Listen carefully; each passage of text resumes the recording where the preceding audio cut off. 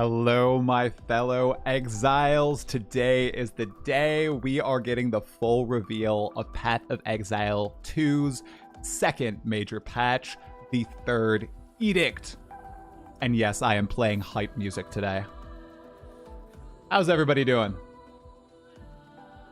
Did the leaks excite you? Did you not read the leaks? Have you stayed spoiler free? I'm pretty excited. And I have to say, I may have been spoiled. We do have a surprise that I will reveal in just a few minutes here. But the countdown has begun. What are we gonna get? I don't know. I don't know. Hey, Noodles. What's going on, dude? Ooh. It's exciting. Hey, Kira. What's happening? Here we go. Here we go. Here we go. Here we go. Here we go. Oh, boy. Oh, boy. Oh, goodness.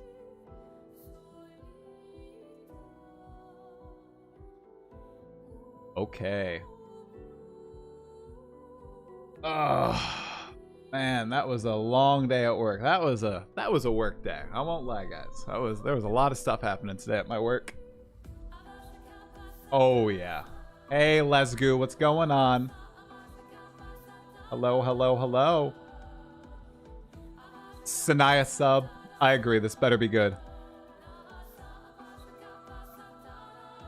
If there's no new class and no new endgame changes, I will be kinda disappointed. What about you?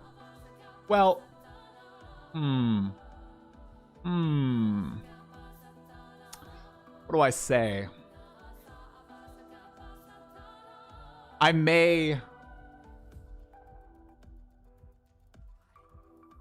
know some things, guys. Yo, Larry Slay, thanks for the T1 for 4 months in a row. You absolute goat. You subbed in April during Dawn of the Hunt. One of the most controversial League launches of all time.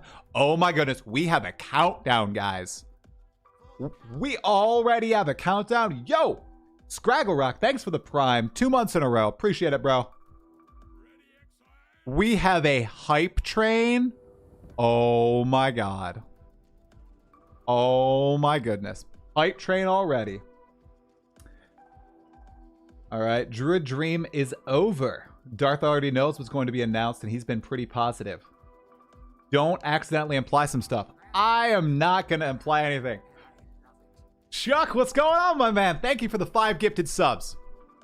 Let's get all the super hype out right before the announcement. We have 56 minutes to go until the Third Edict is announced. Thanks for the bits, bro. I appreciate it. 5 gifted subs, Chuck. Bro, you rock, man. You absolutely rock. All right. Where are we going? We got to get our numbers up. We're at rookie numbers on Twitch right now. We got to be in the top 20. Come on. Come on, guys. Apparently, I'm in the top 20%. No, the top 20, sorry, of PoE 2 Twitch streamers. So we got to get in that top 20 right here. I know we can do it. Now, where is the Path of Exile stream? I heard that the countdown went live. Path of Exile 2. I don't see them live. They're not live. Lies. Hey, what's going on? Okay. All right, dudes. Yo! Thanks for the 25 PLN. I do not know what PLN is. No new class equals no hype. Okay. We'll see what they reveal. I did not read all the leaks. However, I may be a little bit in the know. I may have had an excellent opportunity that I could not pass up. Though I may know a few things. Oh, this part of the song's so good. Okay.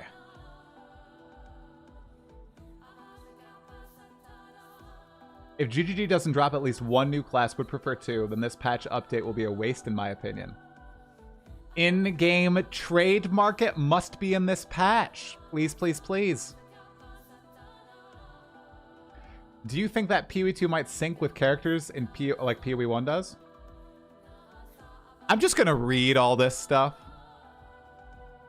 I'm just gonna read all this stuff, guys. I just gotta read it. All right. So, what can I say? What can I say here? I gotta be careful. I'm pulling a DM right now. Let's just.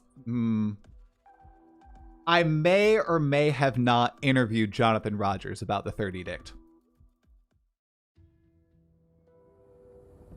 That's right. Your boy got another interview. Holy crap. That makes like 6. 6, I think. Pretty cool. Pretty excited. J-Rock 2004. Thanks for the T1 for 10 months. Hoping PoE 1 Merc comes to PoE 2. Sadly not live. This is true. It was not live, guys. All right. Path of Exile is live. Here we go. There we are. 51 minutes to the reveal. Do we have any predictions? I can read them from the chat. Any predictions? The Muzz, thank you so much for the sub, dude. I appreciate it. We have a level 3 hype train going. Let's freaking go. Blessed Orb. Please, please, more crafting. Druid. Templar announcement. Man, these are interesting. I'll get the here. I will get add source right there. Oh, hey now, where did I go? Where did I go? Pro streamer. We're gonna get this down in the corner here, okay, guys? All right. There, we've got the countdown going. All right, and I'll start to read some more predictions. Grenades buffed reworked. Act 4, Act 5. The new trial will be a Delve variant instead of Toda. Animate Guardian. Act 4, hottest prediction. No more towers. Crafting bench. Ah, great question. Interview release when? Well, I'm not going to sabotage myself and release the interview right when the stream ends, because I've heard Darth is going to release his interview that he had. So my interview was going to come out at 9 p.m. Eastern tonight. I believe it's 9 p.m. Eastern. I think that's when I'm going to release mine. So I don't want to overlap everything, so people can watch Darth's, they can watch that stuff, and then you know, my interview will come out. Thank you guys for the hype train. I appreciate it, dudes. Ooh, I'm excited. I'm really excited. Okay, let's see. What do I know? Try spill it. I literally can't spill it, guys.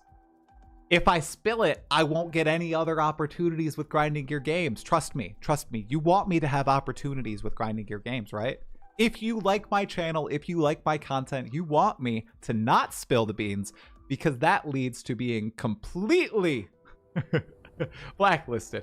The Muzz, thanks for the prime, dude. And Duberization, thanks for becoming a member. I appreciate it. Probably quite a few interviews. Well, yeah, maybe. Maybe there are a few interviews. Anyone know how long the stream will be? I'd guess the actual reveal is about an hour, maybe a little longer. And then the Q&A is anywhere from 45 minutes to... They've been 2 hours sometimes. So, we'll see. We'll see how long it is. I'm new to Twitch. Will there be ads during the stream? If you subscribe to me, or if someone gifts you a subscription, there will not be ads during the stream. Otherwise, there are ads. I will run ads before the stream actually starts, and hopefully I won't get ads. I will not have ads on the actual channel. I'm going to use my Prime sub right now so I don't get ads on Path of Exile's channel. Okay, we're good. So, but if you watch Path of Exile's channel and you don't sub to them, you still get ads. Like, Twitch just runs ads.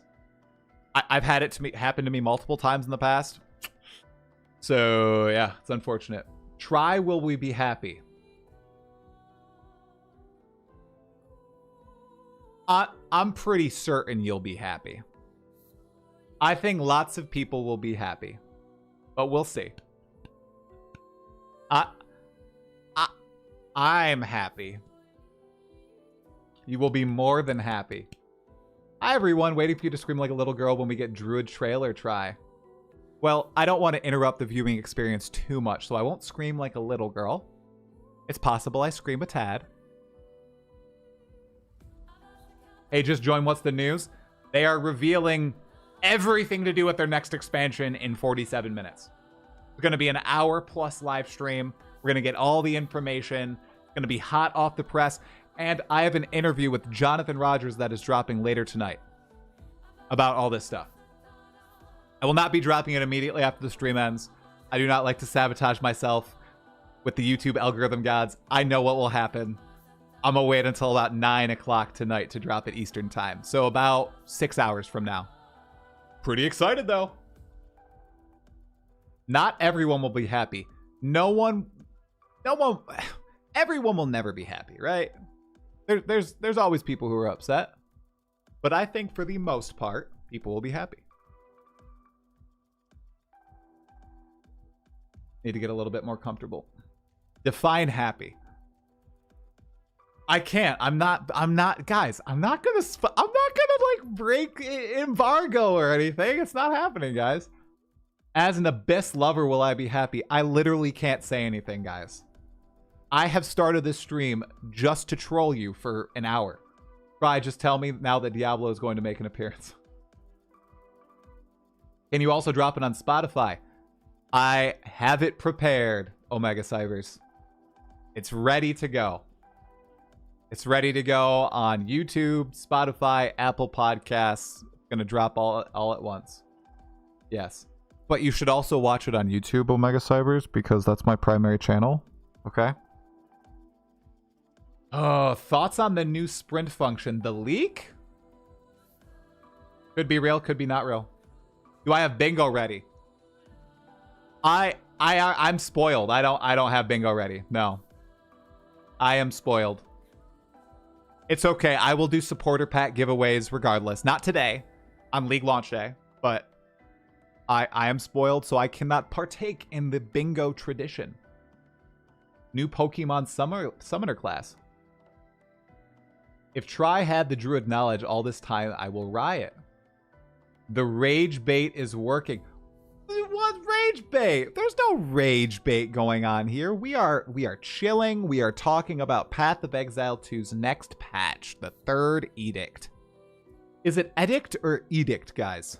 Is Tri hyped? I am extremely hyped. I am quite hyped. I'm ready for this. I'm ready for this. It has been a long one day, okay? Let me tell you. Because you guys know I love talking about things.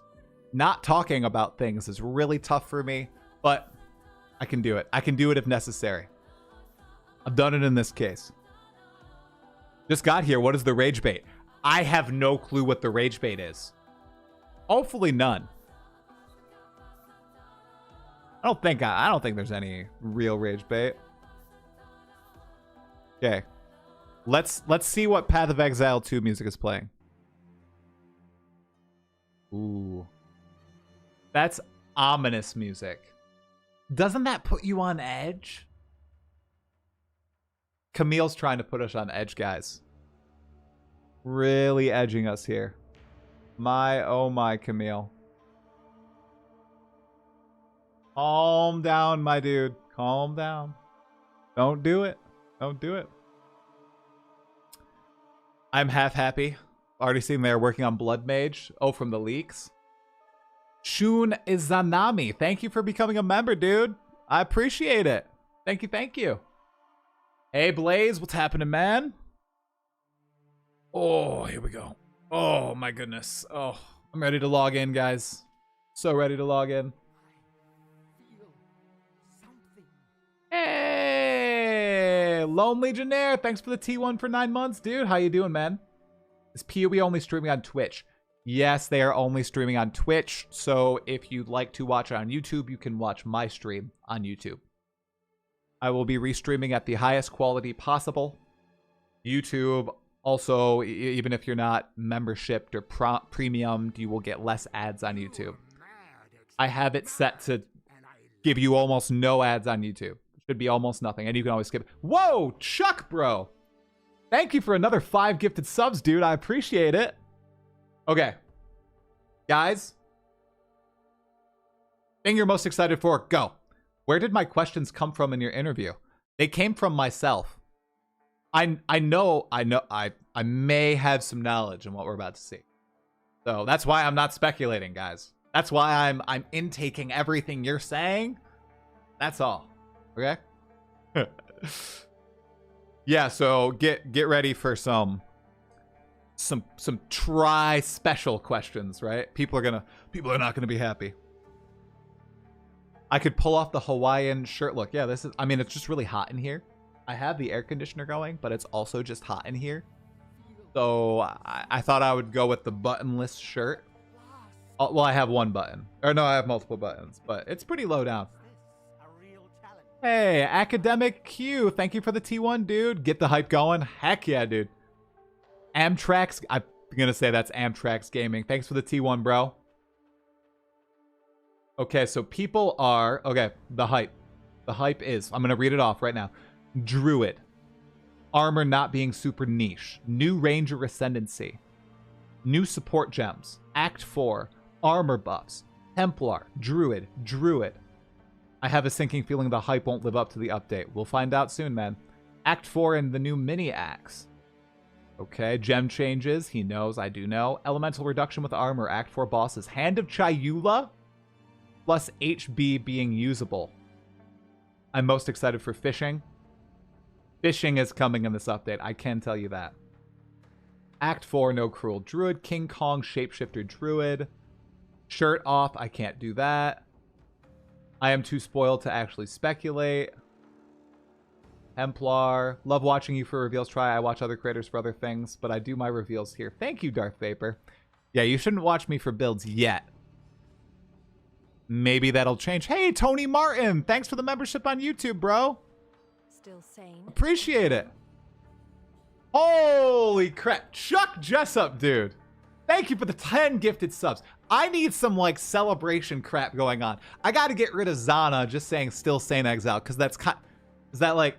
It's a thinly veiled insult from Zana. We don't want that. I wonder what the 10 gifted subs thing should be. Anybody have any ideas? I could try to change it before the next stream. Are you going to react to the interview as well? It is my daughter's birthday. It's my youngest daughter. She's turning 1 today. So I am going to watch the reveal, the Q&A, and I'm going to stop before watching the Darth microtransaction interview. However, if you are used to my content, what I'm going to do in this next week, guys, if you really want to get the best information the fastest way possible, I know this is a bit of a jerk thing of me to do, but I watch all those interviews, I listen to them, I take extensive notes, and then I pull the best parts and I create the news videos, right? So it's 15 to 20 minute videos pulling all the best information from the DM interview, from my interview with Jonathan Rogers, from all the media outlets that are going to be releasing coverage, from this live stream, the little snippets that you might not see. I'm going to pull all that information and release news videos on that. So if you like that sort of thing, make sure you subscribe to me on YouTube. It's completely free. All you got to do is click the subscribe button. You can also like the video too. That really helps push the video in the algorithm, and it steals people to this stream instead of other streams. We want them here, right, guys? Because if number keeps going up, I get to do this more. Okay. Nepocrates, thanks for the 4 months with Prime, my bro. Wait, Nepocrates. You're a YouTube bro, and you're on Twitch now. Thank you. Thank you for following me on Twitch. The turtle from Expedition 33 yelling, "Get off my lawn." You mean Francois? Francois. I should probably get some Claire Obscure lines. That's actually a banger idea.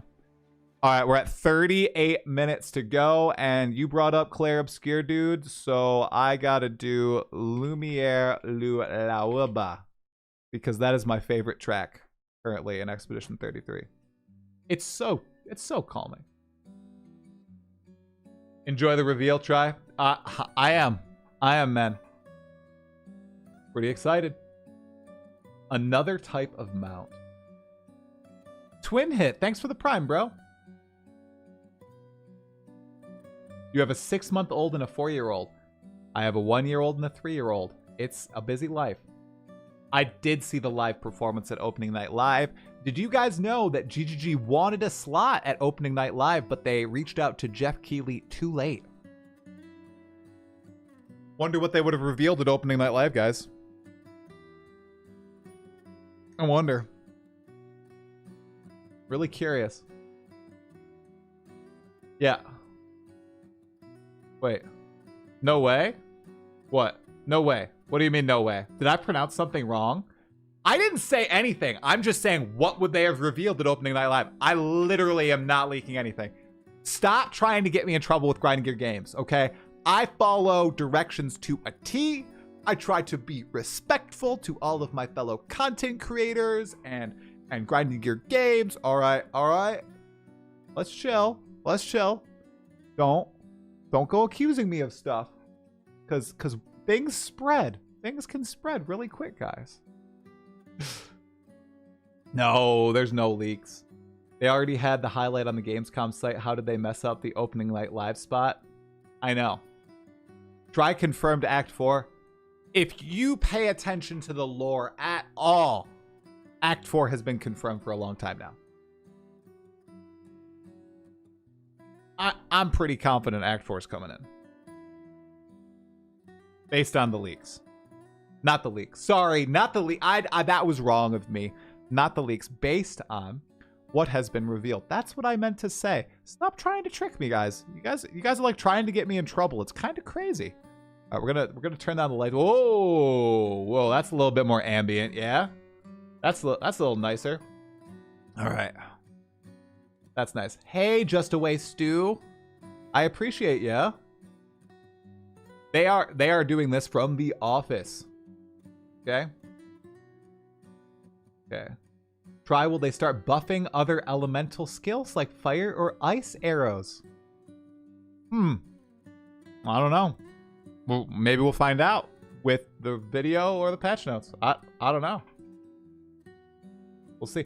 Will there be drops for this reveal? Yes, there are drops. You can type exclamation drops. You see what the drop is. Didn't know we had Shield Try today. Oh, owned. Why are you here, bro? I'm excited about the update. You don't need to be here. Go to another person's stream. There are plenty of Path of Exile 2 haters out there. Get out, my man. Get out. It's a pretty cool drop.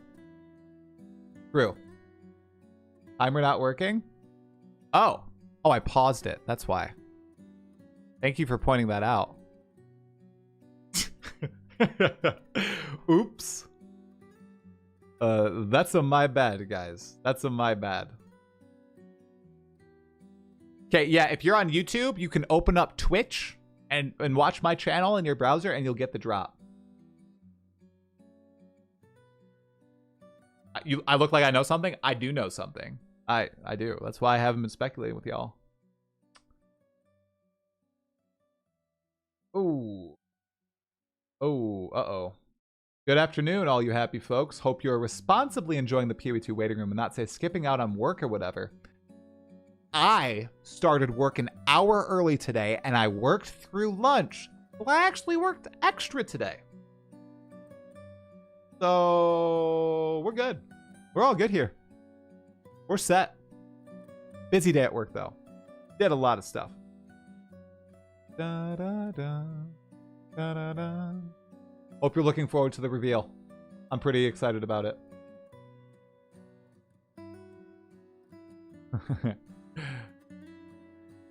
Why are you not getting an update for the game right now? Why are you getting an update for the game right now? Because there are new supporter packs that they are adding. Almost as if they think this is going to bring a lot of players back to Path of Exile 2 or something. I don't know, guys. I don't know. I'm a little skeptical. Dawn of the Hunt, you know, caused a lot of people to leave. Hey, Chesler410, thanks for the T1 for 6 months, dude. I appreciate it. What's my day job? I am a director of paid media. I manage ads for employment. I try to help people get jobs. Good jobs. As best I can. Man, 32 minutes to go, guys. Oh my goodness. Man, this is rough. This was rough. They should drop another teaser. That's what they should do. It's not my birthday, J-Rock. It's my little daughter's birthday. She's turning 1 year old today. But thank you. I've been here since day one. I'm seeing this to the end. Dr. Killjoy. I'm gonna be here till the end too. I can say. No, I can't say. Nope, I can't say that. Nope. I work for unemployment in my state. Okay, nice. Just be real with me, Try. They're announcing RF, which will bring more players than anything else. I am a great actor. What if I told you everybody who was on my stream last night and saw that interview and saw me looking at the leaks? Did I seem like I knew something?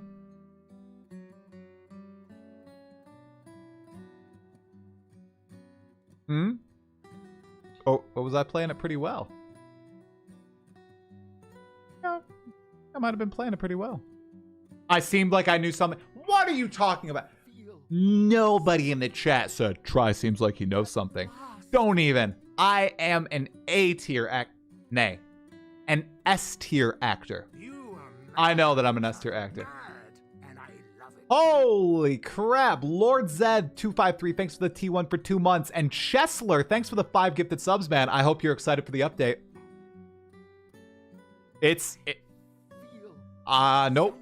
Nope. Can't say that.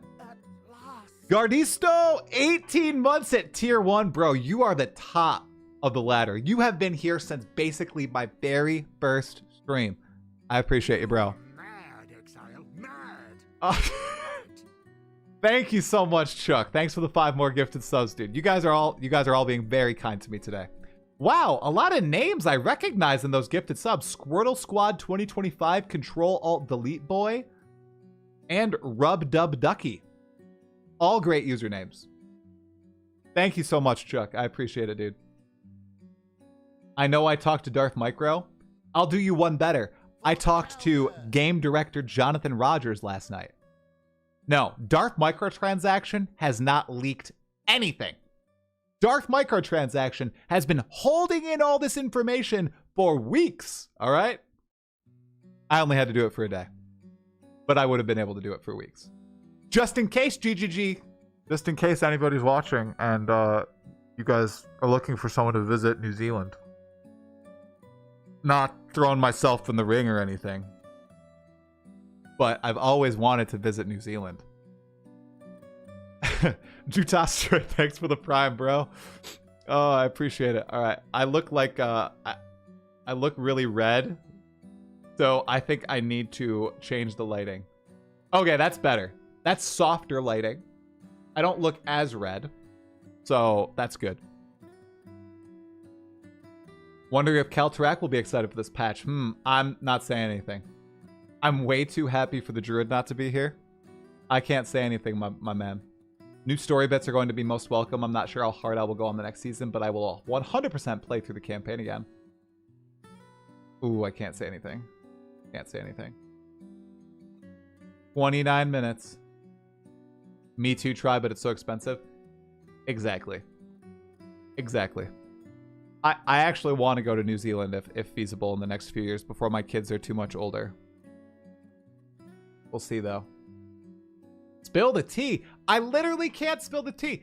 Nobody wants me to spill the tea. Everybody thinks they want me to spill the tea. You think you want the tea, but you don't want the tea.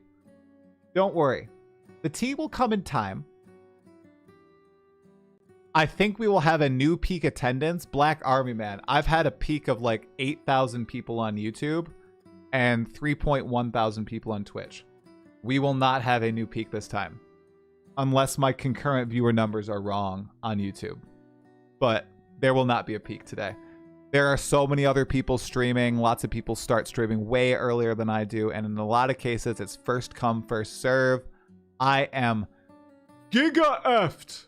Okay, I have a job. I can't start streaming at 12 p.m. I can't take off a PTO day for a Path of Exile 2 announcement. I can take a PTO day off for Path of Exile 2 release, though. Because that's what I did next week. So. You came for tea? Well, you'll get tea. For those of you who have not been here since the beginning, I did have a chat with Jonathan Rogers last night, and that interview will be releasing later today after all of the ceremonies are over. Oh, you're Shythan on Twitch, Black Army. Okay. Watch Alien Earth if you haven't. Great show so far. I have not seen Alien Earth. Holy Talkative try Druid and Axe on the Facebook banner of PoE. There's no way. There's no way, dude. 0% chance. I'm pulling up Facebook right now. Dude, that's not a Druid. That is an Axe. Oh boy. That's a Karui. That's a Marauder. Hey, you guys want to see? Look at that. That is an Axe. That is I think that's an MTX. But this, what does this do, guys? This doesn't confirm Axes. I believe it, if anything, it confirms Act 4 even further. This is a Karui. I believe this is one of the Karui chieftains. But we'll find out soon enough if Act 4 is coming or not. Those leaks could have been really, really, really convincing, okay? Hello, I'm new. I just want to say I love your streams and videos. Thanks, DauntJ Forever. Appreciate it, dude. My Twitch stream was being a bitch to you, so I had to jump ship. Okay. It's a subliminal message trying to tell us that the Druid got axed for the patch. I will not react to anything, guys. I am impervious to you guys trying to get me to react to things. I'm not spilling anything until it happens. Yo, Chuck Jessup, thanks for the 3 more gifted subs, dude. I appreciate it, man. Am I watching ZIGGYD after? Yeah, I'll watch the ZIGGYD chat. I'd like to see... I really hope we don't ask repeat questions. That's one of the unfortunate things with having all the interviews happen kinda at once. Well, not at once, but like mine was last night, Ziggy's is today, Darth's was 3 weeks. Wow, no, like a month ago at this point. There is a chance that there's a lot of overlapping questions and I can see people being like, why did you guys ask about... And then you ask the same exact question about the...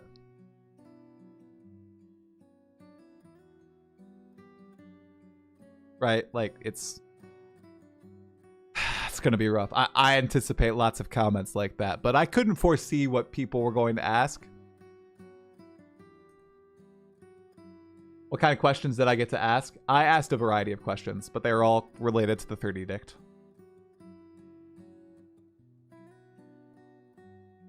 There's also another interesting thing about the interview that you'll see when it drops, but I don't want to say anything. I'm not saying it's a good thing. I'm not saying it's a bad thing. You'll see it when it drops. ZIGGYD lives in Australia, and he's been interviewing Grinding Gear Games literally since 2012 or something. This is tradition. He was friends with Chris, Jonathan, friends with Mark. He's friends with all GGG. He goes there. He's been covering this game since its inception.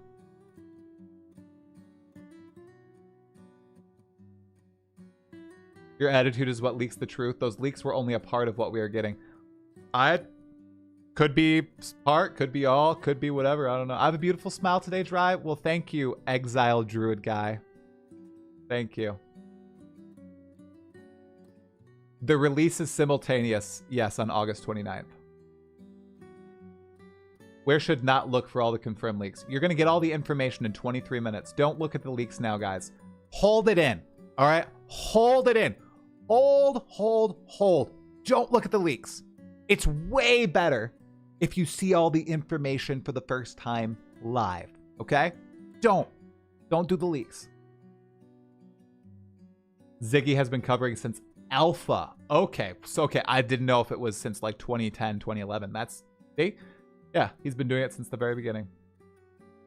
I'll be okay if there's no new class, but if there's no new class and no new ascendancy, I'm going to feel slightly disappointed. How did you do the interview without knowing anything, or were you briefed before? I know. I know I may or may not be in the know of what's about to happen. Yep. I'm wearing gray. That must mean the shadow is dropping. I did see what they posted to Facebook. I showed everybody on stream. Fry, can you give me your opinion on my class prediction? Bro, I'm not guys, I'm not touching it. Y'all are crazy. I am the most loyal if I say I'm not going to break anything, I'm not going to do this, which I have, I'm not going to do it. You're not going to get it out of me. I'm not flipping tables. You guys don't need to flip tables. We're all good. You're 21 seconds ahead. Good to know. I'll refresh then. You liar. You got me. Oh my God. You got me. Everyone's got a price. No way, bro. Ziggy invited my then guild leader, and that's how I started in PoE. June 2012. Twitch drops are today. Yep. So if you want to get Twitch drops, you can watch on Twitch as well as YouTube. Usually, I think YouTube is the superior viewing experience, but they don't have drops. What's this? A real challenge. You finally caught my attention. Prevery, thanks for the T1 sub, man. I hope you enjoy the reveal and my thoughts on them. How excited am I?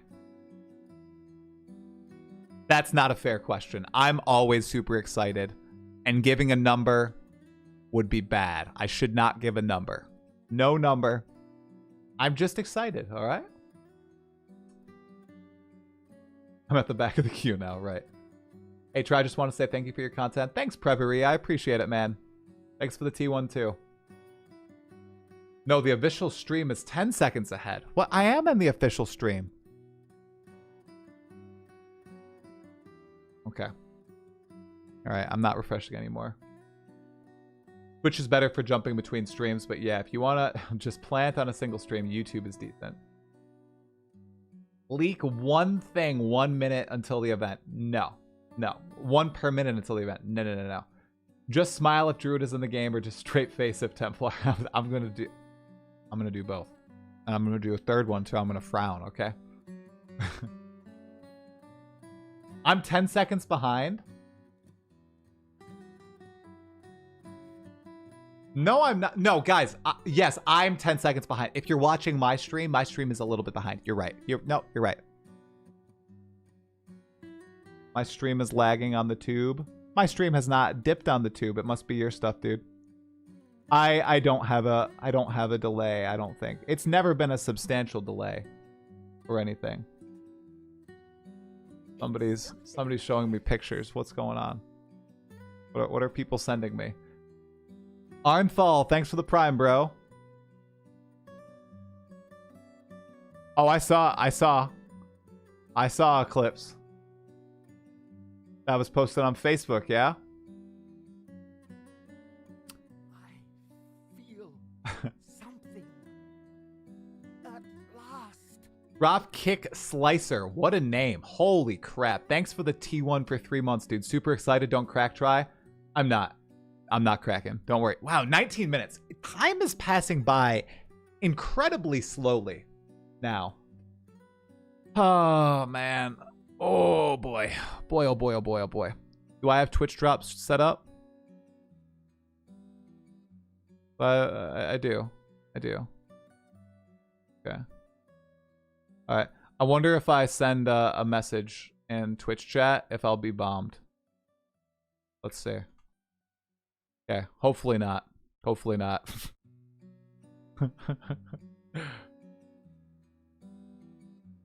Fast forward my stream. It makes reveal start faster. Oh, no. My favorite letter of the alphabet, my mind immediately went to E. I'm not sure why. So I'm gonna go with E. E is my favorite letter. Whoever was asking about a fire spec for a sorceress, I am hoping for the same thing. A pyromancer or a wizard ascendancy. How do I know about the secret quest? I would pay to get some leaks. Nope. What do we even get from Twitch drops? It's a boss. It's a finisher. It's a finisher of the Val Fire Temple boss. Dunking on rare enemies and unique enemies. Wishing for all the good things. Me too, Chuck. Me too. Rye, what were you talking about when you said Abyss was going to be amazing?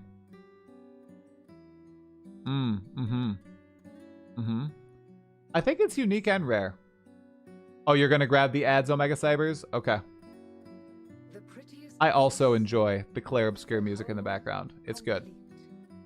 Dante G Forever, thanks for the 2 gifted subs, dude. Appreciate it. Okay. All right. What would be the most exciting things? Okay. All right. Remember my predictions, guys. Remember my predictions video? I made a predictions video, guys. Okay, so yesterday, I recorded this yesterday early in the morning, okay? Here you go.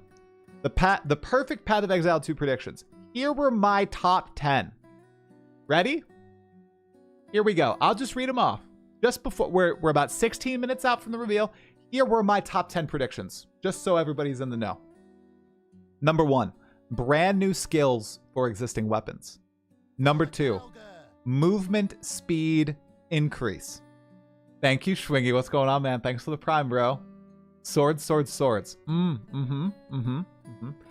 3, an end game shift. So new content in the end game, just an actual changing of how the end game operates. 4, multiple new ascendancies, I said, for the Monk, Huntress, Ranger, and Sorceress. 5, a substantial existing skill rework. This is not numbers tweaking. These are not minor changes. This is substantial changes to the support gem and skill gem systems and how all the skills actually operate in terms of animations, in terms of their actual power. 6, a huge passive skill tree revamp. Okay? Passive skill tree, boring. Needs more exciting choices. Hopefully that's coming.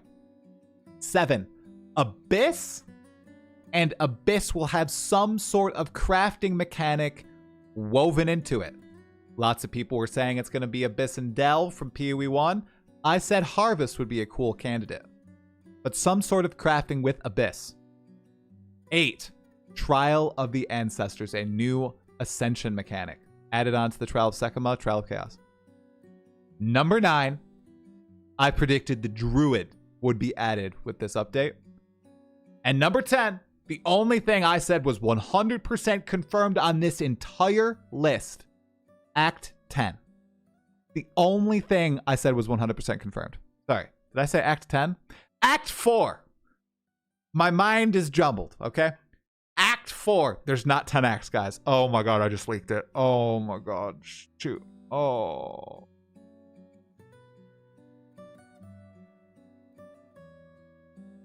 I was doing so well. I'm just kidding. It was a total joke. It's a total joke, guys. It was a joke. It was a joke. See, I'm a good actor. I think Act 4 is coming. I think that was confirmed. So those were my top 10 predictions. Let's nestle those in the back of our mind. 14 minutes away now. We've stalled a little bit longer. A little bit longer. All right.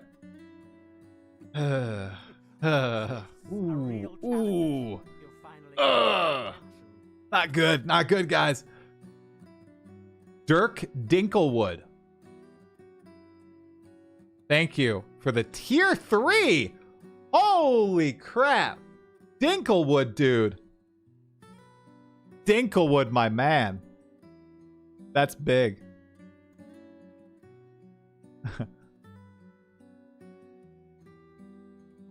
Still sane, Exile? Whoa, bro. Bugs Error. I haven't seen you for a long time. Dude, thank you for the 20 gifted subs. Holy crap. I appreciate it, man. Thank you, thank you, thank you, thank you, thank you. Okay. Some more predictions from everybody, because I can't predict. Please say my name. I'm not going to say your name, bro. You shouldn't name yourself that name. If you want me to say your name, you have to sub. So that's it, bro. Sorry.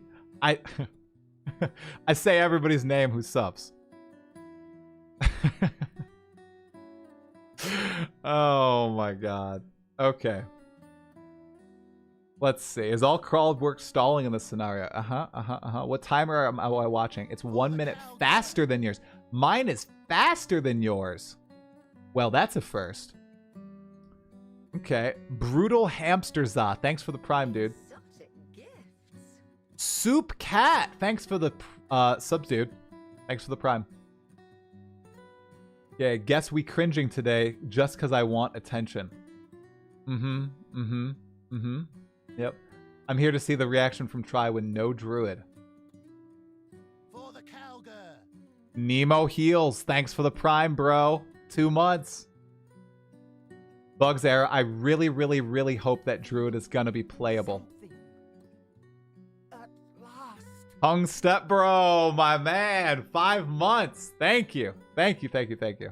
Is Last Epoch on my radar? I'm gonna play it. I don't think I'm gonna stream it. I might, if I'm feeling okay after work tomorrow, I might stream the new season, but no promises, guys. I'm gonna play it, but last time I like didn't super enjoy it, and I didn't want, I don't know. I just hate streaming when I don't enjoy something, you know? Like it does not feel good. It doesn't feel right, and then I just stop playing it, and I don't. We'll see. Akasha, thanks for the prime. Still sane. Exile? What's my... Dirk Dinklewood! Thank you for the 10 gifted subs, bro. You guys are all being so kind to me today. Thank you, thank you, thank you. I really appreciate it, you guys. I think you guys are all really going to like what GGG has done here. We have a fun interview with Jonathan that I'm going to release later tonight, okay? Around 9 p.m. Eastern time. He has an interview with Darth Microtransaction 2 that is going to drop right after the big reveal and the ZIGGYD Q&A. And don't forget, patch notes, dudes. Patch notes coming out. Okay, how about this? How about this? Does this reveal something? No, it doesn't. It actually doesn't. I think I'm going to make a build guide for this league. What's this? A real challenge. It is going to be so bad. The worst build guide. Okay, it's gonna be bad. It's going to be really bad. But I think I'm going to do it because I'm really excited about some things. Jerry Beanman123, thanks for the T1. Exile? Raphael Godson, thanks for the prime. Jesus Christ. Chuck Jessup, thank you for the 20 gifted subs. Jesus Christ. I just heard my wife gasp from downstairs. So I could hear her. Through the music, through everything, through this noise-canceling headphones. Exile? You guys are ridiculous. There's not even any, like, gift thing going on.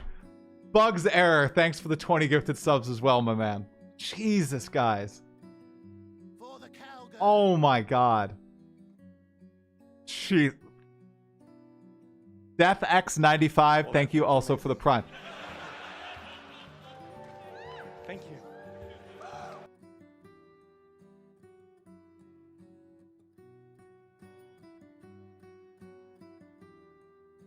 Chuck, what are you doing, dude?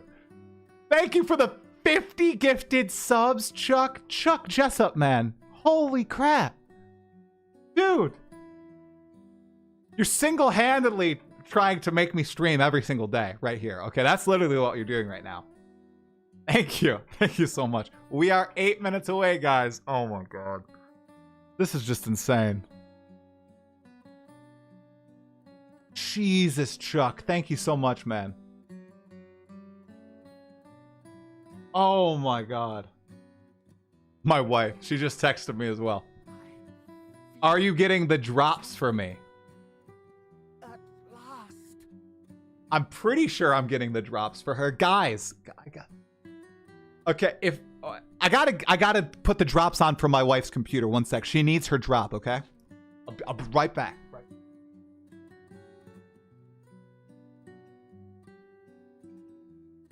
Still sane, Exile?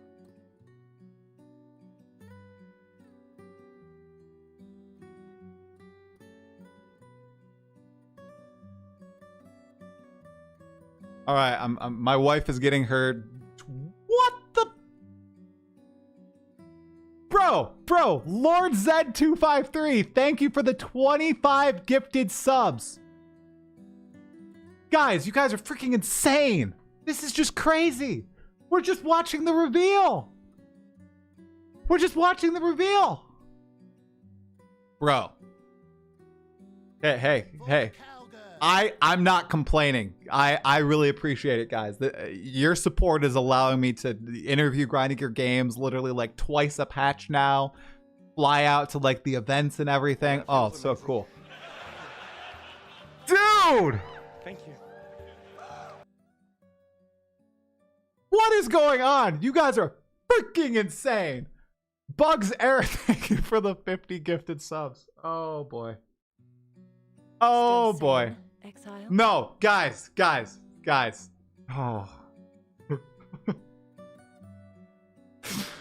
Dirk Dinkelwood, thank you for the 25 gifted subs. Everybody in this chat is going to be subbed. None of you are going to have commercials, okay? It's going to be a commercial-free viewing experience for the next month. All this Path of Exile 2 stuff. Thank you, Dirk. Also, I didn't miss you. Oso How, thank you for the Prime. And Hereward, thank you for 8 months at Tier 1, bro. I appreciate all you guys. Jesus Christ. Freaking crazy. We don't even have a freaking hype train going on. All right. And guys, remember, there are supporter packs too. So, damn. I'm going to give away some of those on League launch day next week. Thank you all so much, though. Seriously, thank you. Corey Havoc, thanks for the Prime. Joe Dovey, thanks for the Prime as well. Oh, okay. What else can I say here? What else can I... Exile?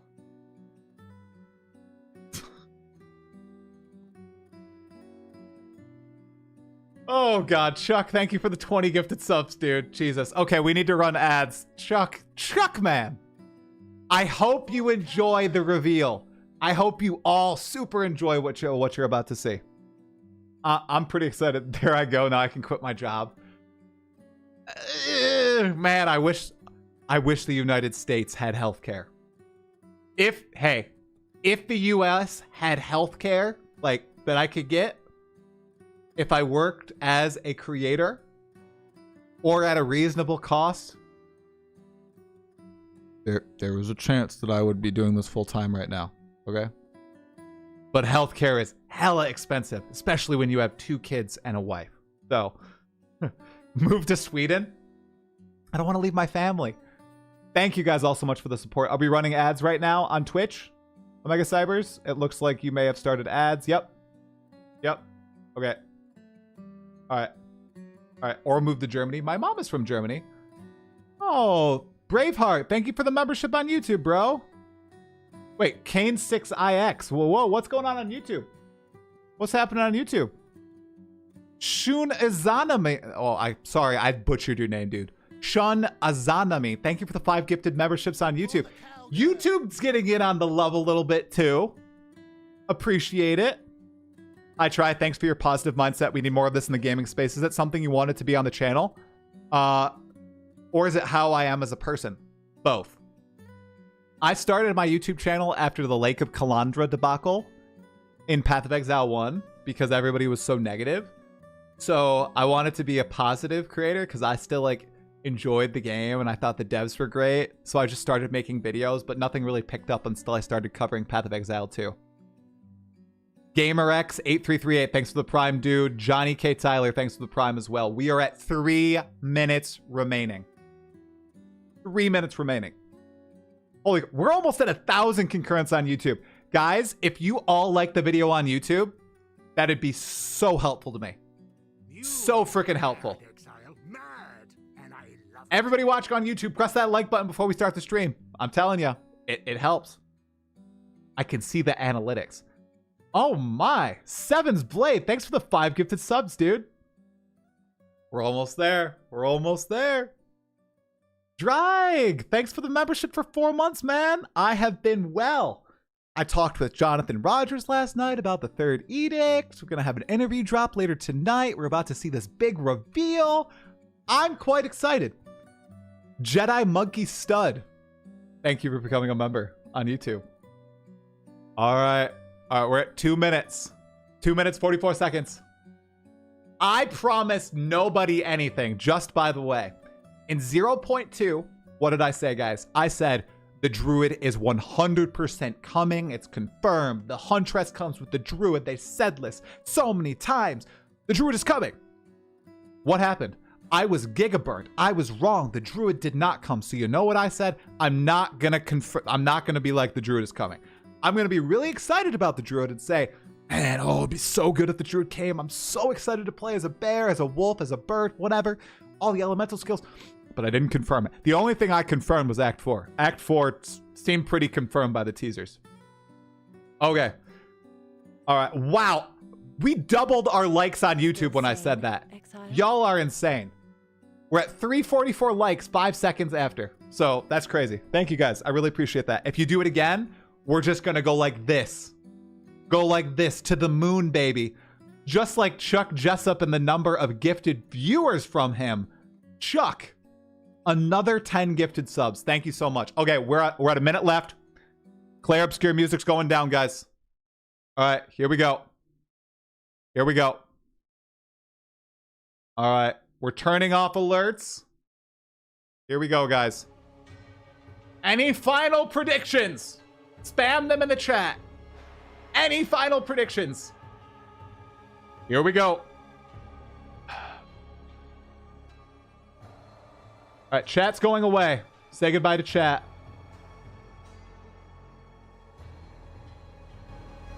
One minute left. I will make myself very tiny, guys. I will not interfere. Trust me.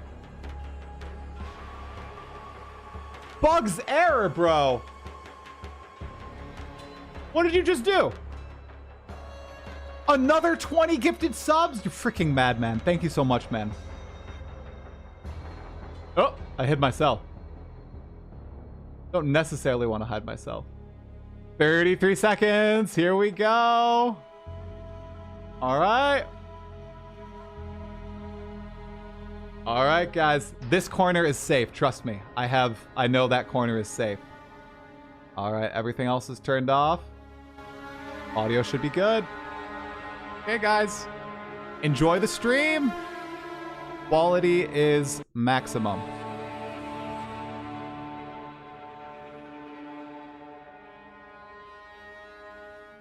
Hi, I'm Jonathan Rogers from Grinding Gear Games, and welcome to GGG Live. Today we're going to show you an exclusive reveal of what's coming next for Path of Exile 2. Twitch drops are enabled on today's live stream, so you'll be able to claim your Sun Priest's Incineration rare finisher effect by following the instructions below. Now with that out of the way, let's get started. It's time to give you a teaser of what's coming in Path of Exile 2, the Third Edict. Here we go, Exiles! Here we go! I'm watching chat. Karui! I have called you here to save our people. To save our way. Over the ages, we have known pain like no other. But we endured. And we became mighty. Now, outsiders dishonor our shores. And we have stood by, doing nothing. Hear my voice, ancestors! Show us your strength! Show us the true way! I understand.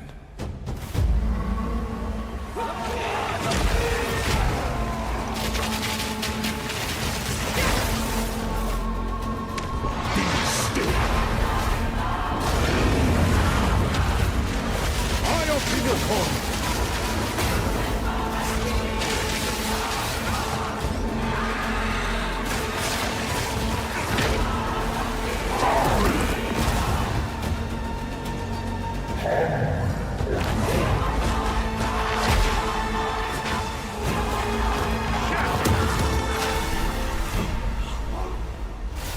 The true Lakura Makoi will rise. Let's go, Act 4!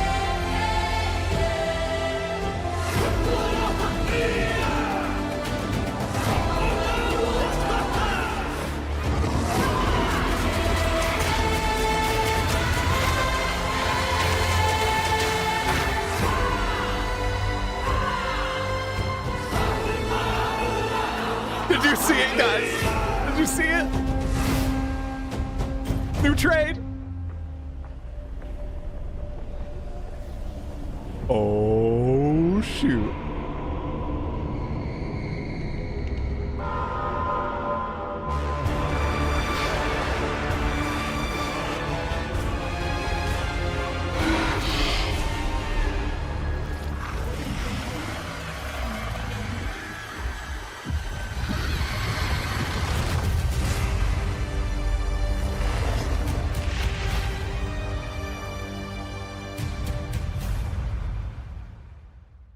Something was missing from that trailer. It's worth it. That's all I'll say. As you can see, there's a lot going on, and we have a lot to reveal today. We'll start by going over Act 4, the next chapter in the Path of Exile 2 storyline. But that's not all. There's also 3 new interlude acts to get you to endgame, which means we're removing cruel difficulty too. After that, we'll be going through the massive changes to characters. I'm super excited to show you how I've overhauled the entire support gem system, added new skills, and yes, there are buffs. Next, we'll go over the Rise of the Abyssal, this season's exclusive league mechanic, and talk about the new rewards, crafting systems, areas, and bosses that it adds. After that, it's on to changes we're making to the endgame. Then it's time to talk about items, crafting, and oh yeah, trade. That's going to be a big one. They did it! We'll then go over our new supporter packs and finish up with a live Q&A session where ZIGGYD will ask Path of Exile 2's game directors, myself and Mark, your questions from Twitch chat. They actually did it, after that, at 4 p.m. Pacific, patch notes. They're not quite complete, but they should give you some nice details to chew on. We've got a lot to cover today, but first, another announcement.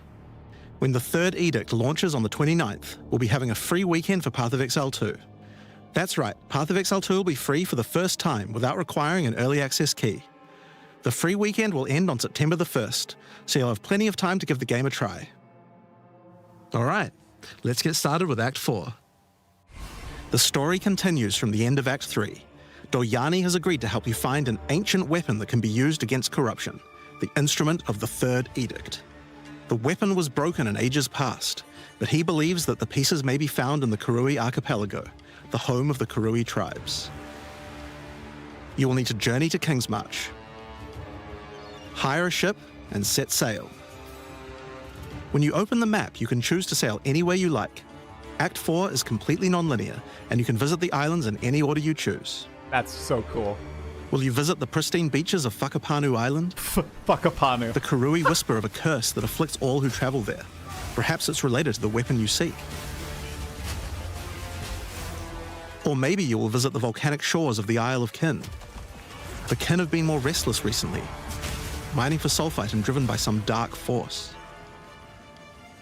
Perhaps you will choose to consult with one of the local Karui tribes. Their ancient wisdom could hold clues to finding the Third Edict. No matter where you choose to go, you will fight dangerous beasts, find fabulous treasures,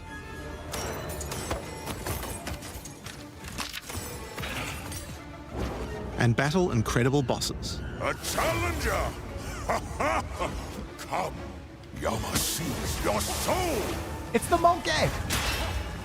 There are 8 islands to discover, each teeming with its own flora and fauna. Act 4 contains over 100 new monster types, 16 new areas, 12 new bosses, and plenty of other interesting encounters. There's a huge amount to show, but we're not going to spoil too much here. We want to give you a chance to discover it all for yourself. What happens after Act 4?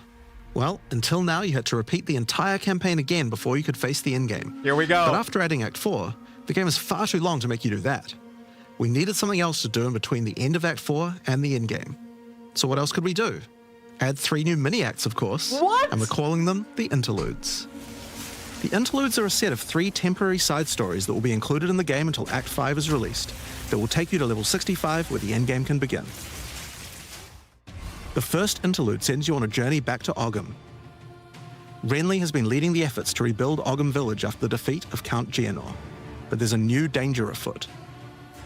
The nearby town of Holton is surrounded by an impenetrable darkness, and each night their corrupted townfolk emerge to raid the local farmlands. You will discover new areas and new bosses. She looks familiar, though.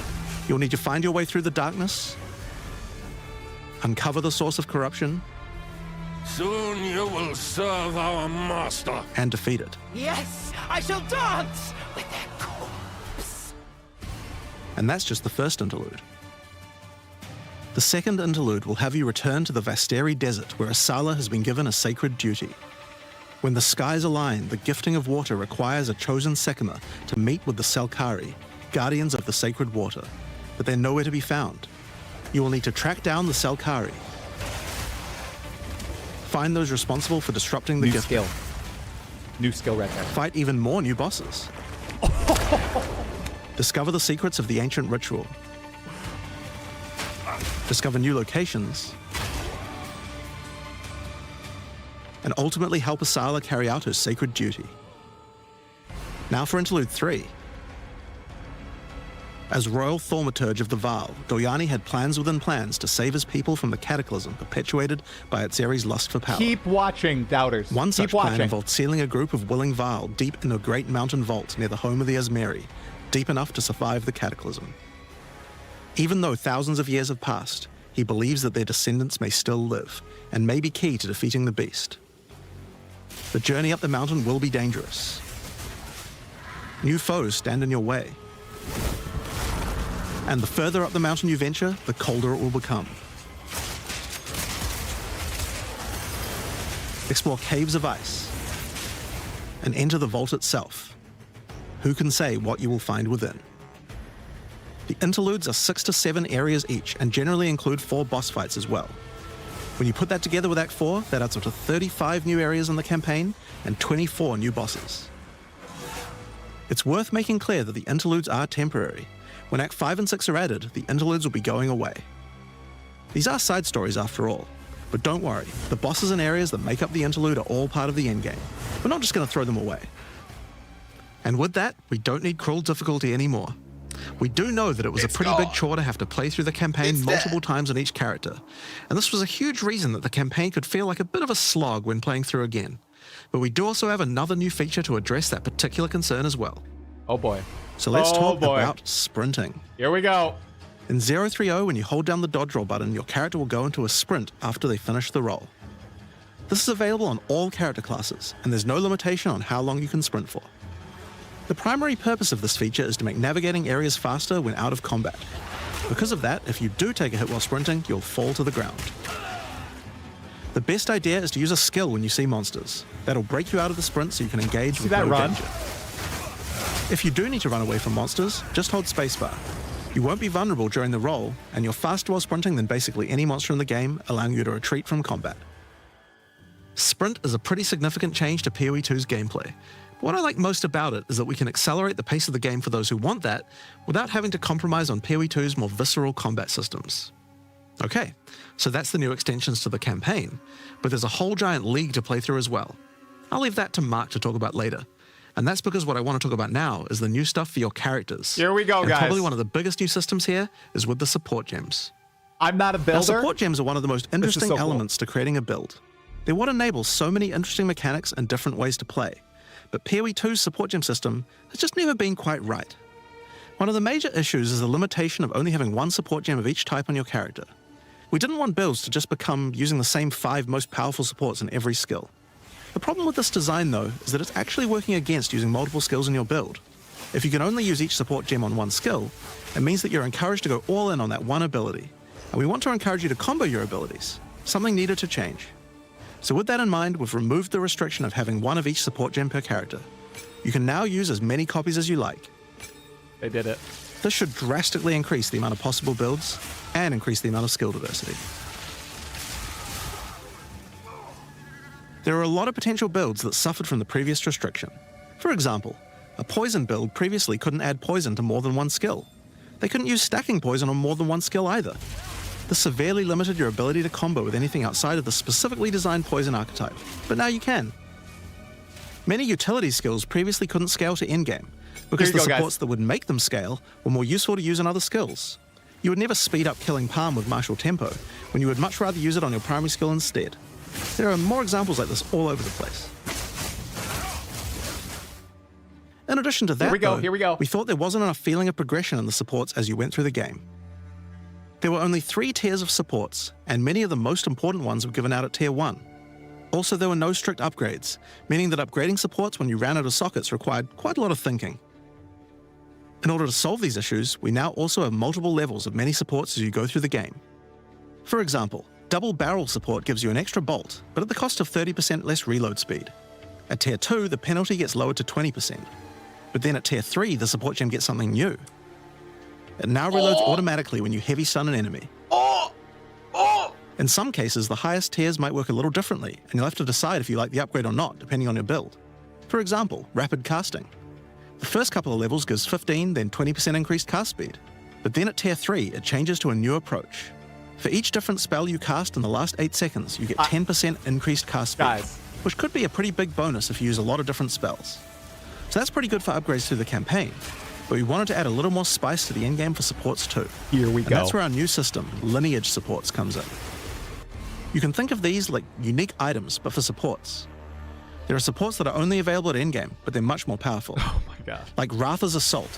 It's an upgraded version of Double Barrel that reloads your skill as you dodge roll, as well as increasing the number of bolts it can hold. But it does mean that it's the only way you can reload the skill now. Now, unlike regular supports, you can't find these through the uncut support gem. Just like unique items, many of these can be found from specific bosses.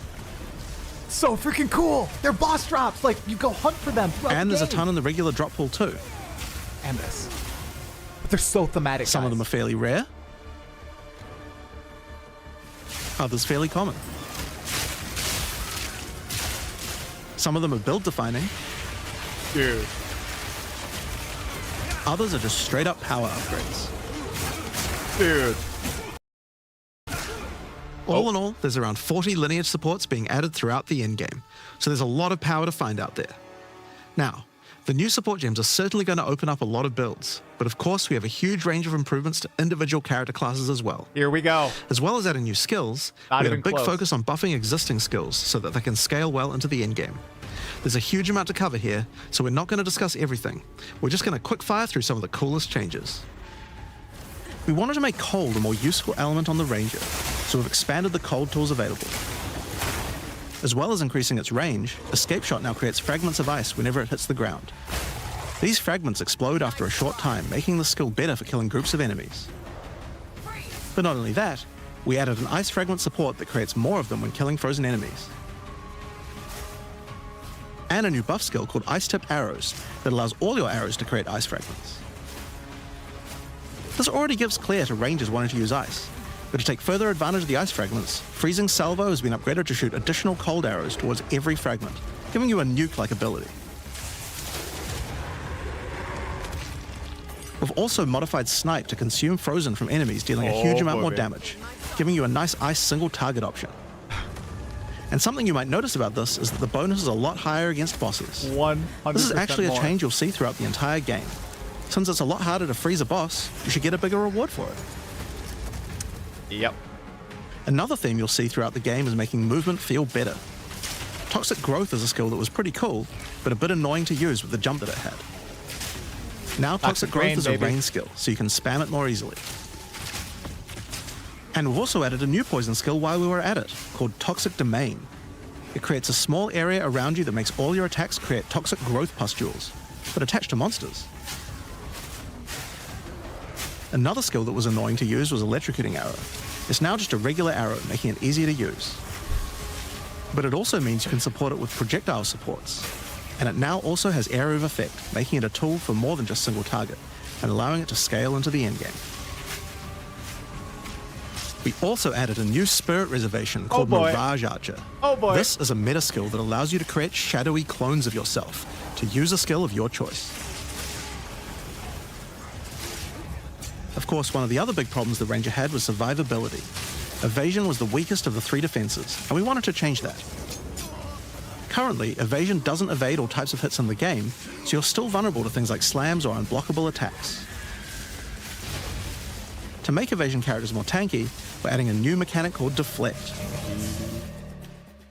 Unlike evasion, Deflect works on everything, and if you successfully deflect a hit, you take 40% less damage. Items can now give you a mod that gives you some amount of deflection based on your evasion. and there's a bunch of it available on the passive tree too. Wait, guys. Deflection wait. is rolled in addition to evasion, so this is an upgrade for regular hits too. And unlike evasion, there's no maximum chance. You can reach 100% deflect against all hits if you spec into it enough. Of course, this is a buff that helps all Dex characters, so the Mercenary and the Monk, but especially the Huntress, are seeing big defense boosts from this as well. Speaking of defensive mechanics, let's talk about block and parry. Now, one of the big concerns on the release of the Huntress was parry feeling unreliable. One of the big reasons for this is there's a lot of hits that are not blockable, and thus not parryable either.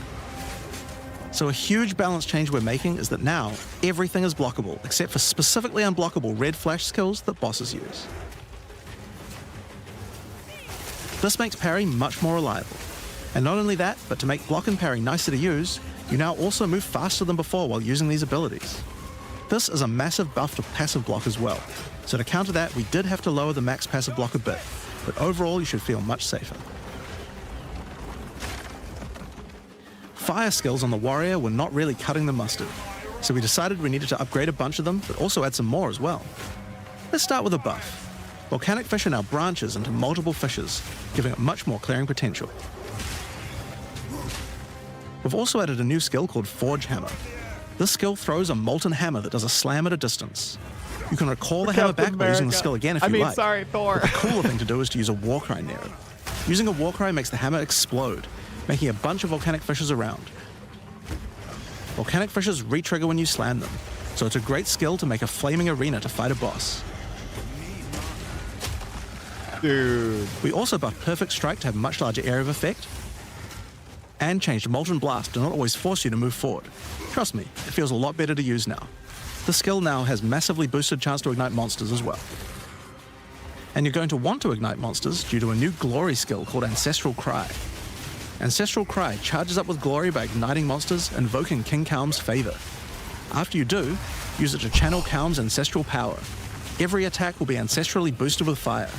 Your very steps will explode, triggering volcanic fissures, and molten balls will erupt from your attacks. Guys, come on. That's cool. Warrior shield skills were another area we wanted to improve. Now that we've got Sprint, we actually don't need to have a cooldown on shield charge anymore. It now also does more damage the further away you are when you use it. Where's the Sork buffs? Wait. Hold. Shield Wall got Hold. significantly upgraded AoE. Also, you can shield charge right through it to trigger all the walls. We also added a new shield Warcry. Fortifying Cry gives you a defensive buff, but it also builds up charge on your shield that empowers your other shield skills. And Magma Barrier now doesn't require timing in order to use. Just wait for your shield to charge up and block. Seismic Cry now stuns enemies that are primed for stun. And we changed the Sunder interaction with Armor Break. It now also gives a Sundered Armor debuff that makes enemies take 40% extra physical damage. Great for bosses. Ancestral Warrior Totem has undergone some pretty significant changes too. We wanted the skill to feel more like using an ultimate. That summoning an ancestor to fight for you was a big deal. So we've changed this totem to require 3 endurance charges to summon, and massively buffed its damage. It also now scales your weapon damage too. Since there's no limit anymore, if you build around generating endurance charges, you can summon an entire forest of totems. Yep. In order to make that easier, we added some new sources of endurance charges. There's now a support to make Perfect Strike generate charges, and a support for generating endurance charges from heavy stuns as well. Speaking of totems, we wanted to upgrade the Warbringer. Among the other changes we've made to this class, Answered Call now gives an extra totem, and the spirits have just been generally buffed in many ways. Use it with your limitless ancestral warrior forest to make an army of Karui that would make Tukahama proud. We've also merged the Great Wolf Howl and Warcaller's Bellow support, so that you can get all the benefits with 1 point. And Encased in Jade no longer removes the Jade when getting hit, making it a much better defense. Next up, let's talk about accuracy. Accuracy was always intended to be something that warriors didn't need to care about very much so long as they're in close combat. But unfortunately, that's not currently the case. This was particularly annoying with skills like Bone Shatter, which you certainly don't want to mess with. So we significantly buffed your chance to hit at close ranges when you don't have much accuracy. Warriors shouldn't require any accuracy investment in order to hit with close range attacks now. We also wanted to improve armor. Now, one of the major weaknesses of armor is the inability to defend against elemental damage. Oh my god! In order to mitigate this, we're adding a lot more of the stat that allows your armor to defend against elemental damage. Spam armor It's now buffs in the available in chat. items and in a lot more places on the passive tree. Spam it in the chat. It happened. Thank you, Crip. One of the most important improvements we've made in 030 is to declunk the action and flow of shooting crossbows. Guys, You can now reload crossbows going. without any movement penalty. It doesn't stop. I'm not kidding. But not only that, all skills that can be used while moving now slow you for a shorter amount of time. Druid This was the change benefits sacrifice. everyone, not just crossbow skills. With both of these changes put together, the run and gun playstyle feels much better. It's hard to explain how important this change is for the feel of the class. The Mercenary is also a good chance to talk about how we're rebalancing to make comboing skills much better. Take Shock, for example. It buffs damage and lasts 4 seconds right now, but that isn't really giving you enough time to take advantage of it. If you're going to add a lightning skill into a build that otherwise wouldn't use one, we need to make mechanics like this much better. So we've increased shock duration on monsters to last 8 seconds, Oh boy. and skills like Plasma Blast, which are intended to be good at shocking enemies, now increase the damage bonus by a lot more. You'll find changes like this all around the game. Chill now lasts 8 seconds, giving you more of a reason to weave in cold damage. Freezing skills are better at freezing. Burning skills need to cause burns that last longer. But making skills like Permafrost Bolts and Incendiary Shot double down on how they're supposed to be used, it makes using them in your build alongside other skills much more likely. We're also making sure to buff specific combos too. The freeze explosions from frag rounds now chain to nearby enemies. And using high velocity rounds with armor break will now fragment the opponent's armor. This causes monsters to take a portion of high velocity rounds damage with every subsequent hit, even tiny pellets. So that means following it with a shotgun blast is way more effective. Now there's a lot more buffs to crossbow skills, but for now I'm just going to talk about the new one we added, the Mortar Cannon. This one lets you socket any grenade skill, and using it will summon a cannon which loads and then fires the grenade you choose. Oh yeah, baby. Oh yeah. Another issue on the Mercenary were banners. They were just not very good, so we're doing a big upgrade to them. They now last longer, don't disappear when moving out of them, and we removed the Valor mechanic. They now just give a much more consistent and stronger buff. Thank and you can you. use them when you get enough glory. That's very nice. On which, one of the main focuses was making various minion types more Oh, they're useful to use edging you together. Sork players. Melee minions in particular were just not that great compared to ranged ones. As a starting point, we just straight up removed the requirement for minions to have accuracy. Attack minions now always hit, which makes them way better. Brutes got some good numeric buffs, but we also added a new command skill where they do a war cry that intimidates enemies and detonates any frozen monsters and allies around you in a big cold explosion. We've also changed the Frost Mage's command skill to an ability that adds ice armor to your other minions, adding a layer of defense. And it makes them deal cold damage back to the attacker as well. The ice armor also makes the minion count as frozen, so the Brute's Warcry can detonate them too. Unearth was changed to work on corpses of your dead skeletons, allowing you to summon the minions more easily in boss fights. And they also got a That's new cool. jump ability, allowing them to get into combat faster. Look at the little jumps. Look at the little jumps. It's so cute. Ray's Spectre was also feeling pretty weak for the spirit cost they have. To be honest, we were a little afraid of these when we first balanced them. We've both decreased the spirit cost for a large range of monsters, and have significantly increased Spectre damage too. They should feel a lot more impactful. Somebody said. There's Power- also a lot of new spellcaster weapons with newer cult skills. But I'll just talk about one of them that I thought was particularly cool. The Reaping Staff is actually a wicked scythe that gives you a new ability called Reap. When an enemy is low in life, you can dash forward and rake enemies with the scythe to cull them instantly, healing Poor them. last Deepak. Poor It last can also Deepak. inflict critical weakness on enemies too. Now, there's a lot of balance changes in the Witch's Ascendancy classes, but I'll just talk about 2 of them for now. On the Blood Mage, you were previously required to spend your first points on Sangomancy, which really was supposed to be the downside for being able to access the powerful abilities on the rest of the class. In order to make picking the Blood Mage a better early option, we made Sangomancy free, unlocking the power of the rest of the class immediately. On the Infernalist, the Demon form wasn't something people were really using because you lost your weapon stats while transformed. Well, you no longer do, so it's a much better option now.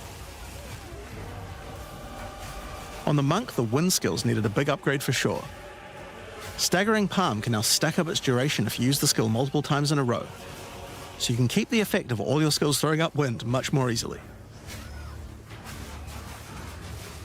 Wind Blast had the purpose of building up to dazing an enemy, but dazing just wasn't worth all that effort.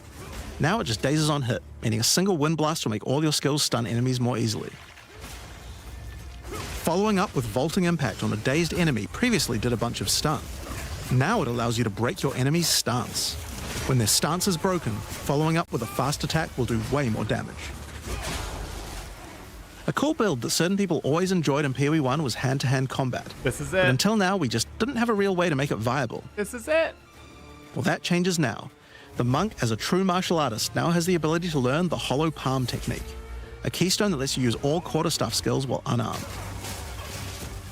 All quarterstaff attacks now have a special unarmed version, and you get further bonuses to all your attacks from stacking energy shield and evasion on your character. Guys, it looks so cool. Look at. A new keystone we also added to the monk section of the tree Look at is this. Walker of the Wilds. I'm playing this. This changes mana leech to work with elemental damage instead of physical, which is Guys. pretty useful for all those elemental attacks the monk has, but it works well for the ranger too. Now, one of the least used ascendancy classes in the game is the Acolyte of Chayula, so we knew we needed to make some changes here. One of the key things we had to do was make the chaos damage that the Acolyte can do much more useful.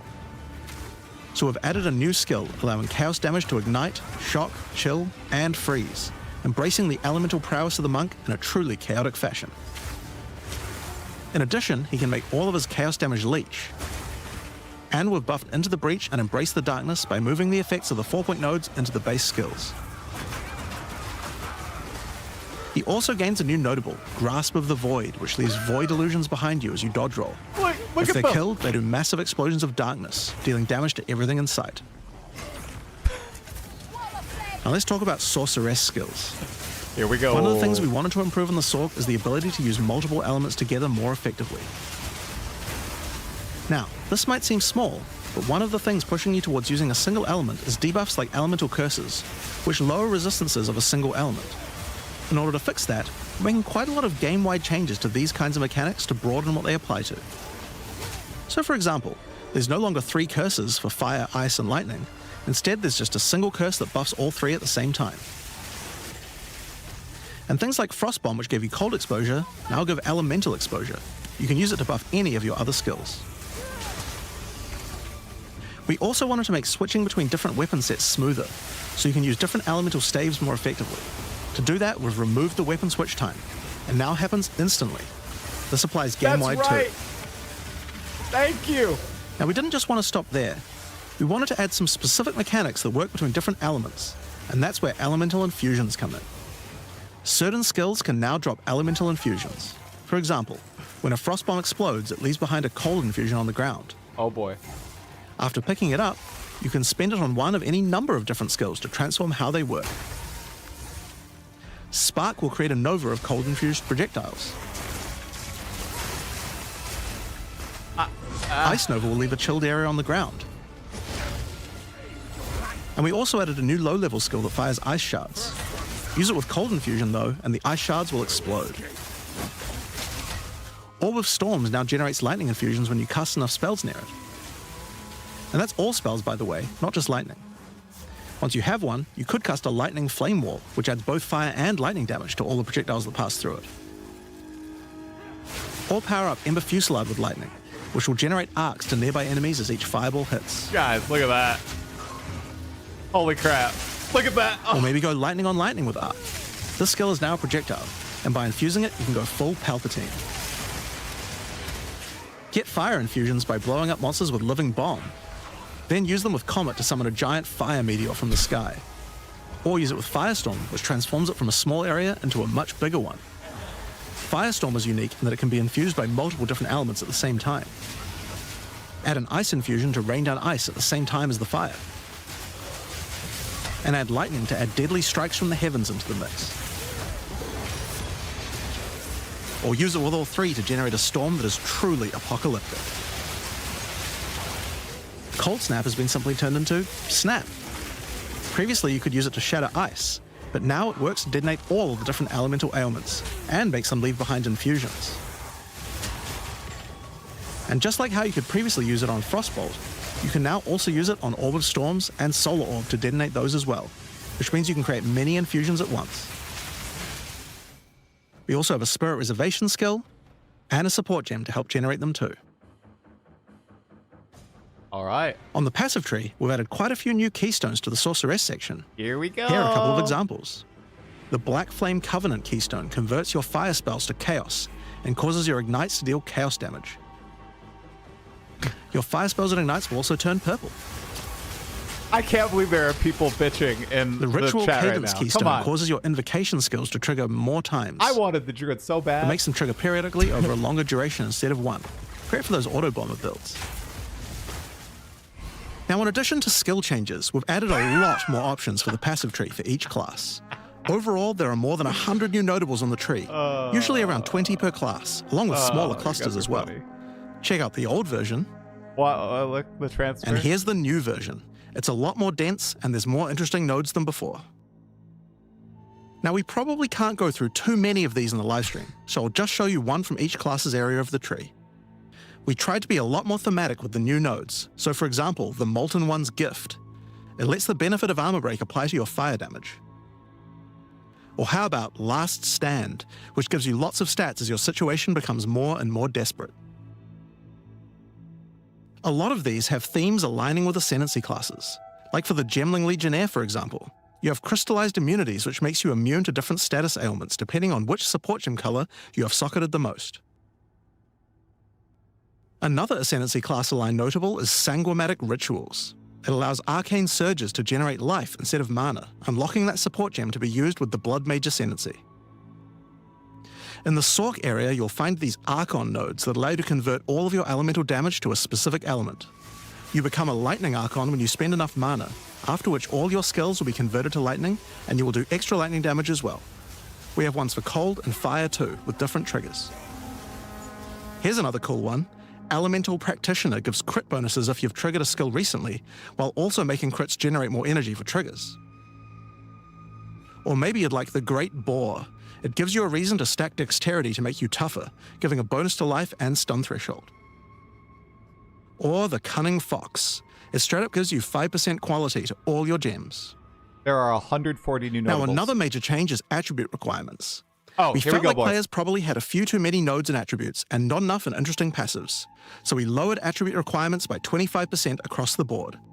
On gear 2, this That means you'll applies have to more points weapons to spend and on armor, interesting notables rather than just needing to he doesn't allocate more say it. strength, dex, and int. but it applies to gear. Now, there are way more changes than double-checked. just these. These are just some of the cooler ones we wanted to show off. But I'd say that's It's just applied about to enough gear. for now. We're not even It's half applied to done gear. yet. So I think it's time that we talk about the League. We're not even the halfway Rise done of the yet, guys. Abyssal.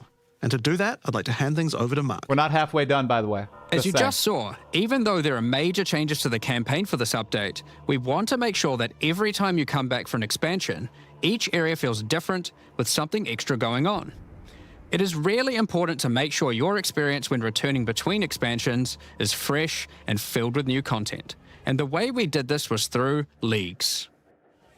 Every expansion we make has a league, which not only has a fresh economy, but also has new content exclusively available in that league.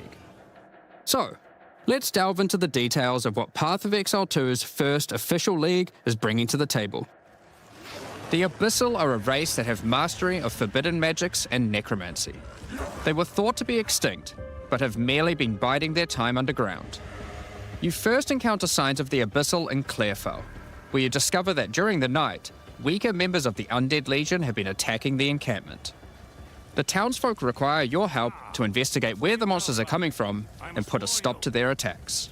Out there, ancient creatures, lurking beneath the surface. As you proceed through Rayclast, you'll find fissures in the earth connected to larger pits. The monsters normally inhabiting the area are being affected by it, harmed by it even, having their souls eaten to strengthen the abyssal underground. As you defeat the monsters, the fissure closes and abyssal emerge, angered by you killing their food. Once all those fissures have been sealed, the pit activates, and more abyssal pour out. This is where the larger and more dangerous monsters reveal themselves, as hordes of abyssal spew out from the pit to take your soul.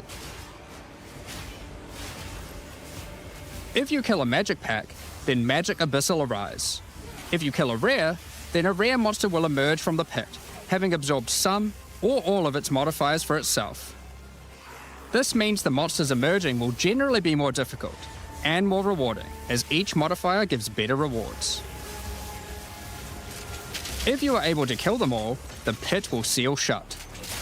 As each pit is closed, it reveals a potential reward. Abyssal troves will rise up out of the pits, allowing you to get some epic loot. Areas often contain many pits, with many fissures, and the amount goes up as you progress through the game, getting more intense. This looks so hard, guys. It doesn't stop there. When monster mods are absorbed, they have a chance to become infused with the dark necromancy, transforming them into abyssal modifiers. For example, you defeat this monster with the Mana Siphoner modifier. Their soul is eaten by the pit, and a rare monster emerges. The Mana Siphoner modifier has transformed into Soul Siphoner, and is now amplified in danger and reward. Oh, that looks so good.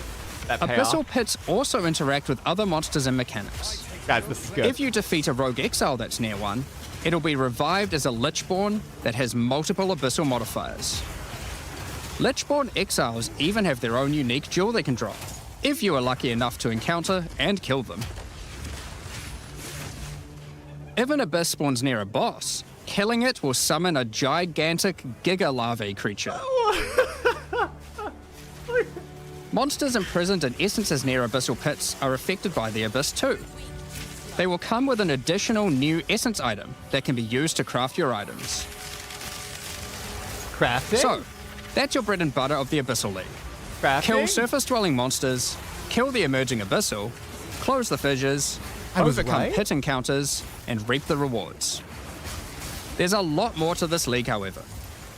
As you complete abysses, you can find ancient pieces of bone, preserved from the remains of fallen Lichborn. These are one of the many rewards for your mission to seal the pits. You can use this on a rare item to imbue it with abyssal magic, All right. adding a prepare your special butts. hidden modifier to your item. But how do you reveal it? In Act 2 of the campaign, you'll encounter a new area. This area is overrun by the Abyssal and the Lost Men. Does it look familiar? After clearing through this area, you'll Have find Exile the on Well players? of Souls. Look a familiar? giant cavity with a massive vortex of souls swirling beneath you. So how do you reveal the mods on your abyssal-infused items? Obviously, just throw them in, right? Yes, that's exactly what you do. Before throwing it in, you are given the option of how you want to transform it, in the form of a choice of 3 different modifiers. Once you've chosen your desired mod, throw it in, where it will absorb the power of the souls, and the ominous creature will then retrieve it for you. These modifiers can be ones from the core mod pool, all the way through to specialized modifiers that cannot normally appear on items. During the campaign, you can use it as a way to more easily add useful existing mods, but during the endgame, there is a whole set of new and powerful mods you can add to your items. Basically influence. Like by this the way. mod for crossbows, that allows you to place an additional ballista totem. Or this one that adds spirit to your staff. You have to go there every time, by Or the way, this one guys. that allows you to generate more combo with your quarterstaff skills. Oh, that's cool. And speaking of endgame, you can also use the system to craft waystones. With a preserved vertebrae fused into your waystones, you can get some new modifiers that push difficulty and rewards to new heights. Here are some examples of those mods. You always get a choice of 3, so you can avoid anything you don't think your character is capable of. With this modifier, the natural inhabitants of the area are all spawned near abysses, and there are up to 9 additional abyssal pits in the area, making it just a full-on abyss ruckus. Or this one, which causes the final abyssal pit in the area to always result in a boss encounter, be it either one underground or one that emerges out. There are dozens of these waystone modifiers in total you can get from this crafting. That covers the new crafting mechanic. So what's left? Well, we talked about how when closing pits you can get abyssal troves, but sometimes when closing an abyss, you'll reveal an underground cavern that leads to the abyssal depths. After jumping into the depths, you'll find an abyssal city, swarming with legions of the undead. When underground, every single rare abyssal enemy will have an abyssal modifier. And at the end of the dungeon, you'll even find a rare with a more powerful Lichborn modifier. Once you're able to defeat this powerful rare, you can also find some nice rewards. Look at that orb of Aside from the documentation. entire area being valuable due to the abyssal modifiers on the monsters, it has its own specific drops too. One example is a set of lineage supports that can rarely be found in these depths, like Kurgel's Leash. This support empowers both you and your minions when you command them, granting unholy might to you both. Another depth-specific outcome is a set of omen-like items that amplify your abyssal crafting. Additionally, we're adding some new socketables that can drop from the abyssal depths. Take Ulaman's Gaze, which can be socketed into your armor. I mean, it's super cool, but These are a bit special in that you can only have one equipped at a time, but give some pretty powerful effects. Think of them as almost a unique socketable for your equipment. In the endgame, where you can still find depths, you also start to find a different type of underground chamber. oh, In these areas, you'll find an ancient spire, a device being used by commanders of the abyssal factions to plunge Rayclast into a lightless void. 4 bosses. Your goal is simple. Kill this commander and destroy the spire. There are 4 bosses in the Abyss League, and there are some pretty cool uniques available from Here we them. go, guys.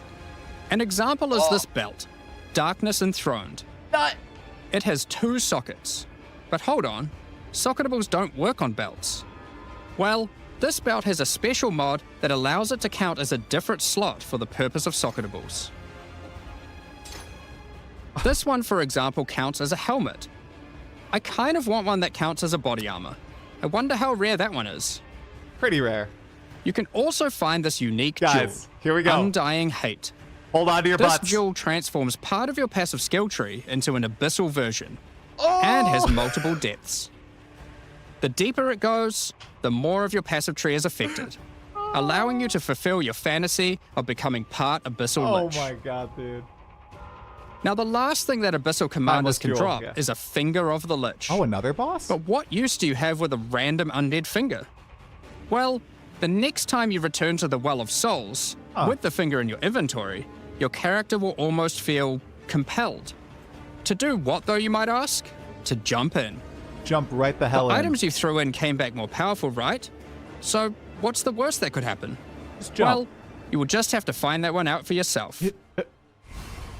Along with the introduction of Act 4 and the interlude, we will be adding 25 new endgame maps.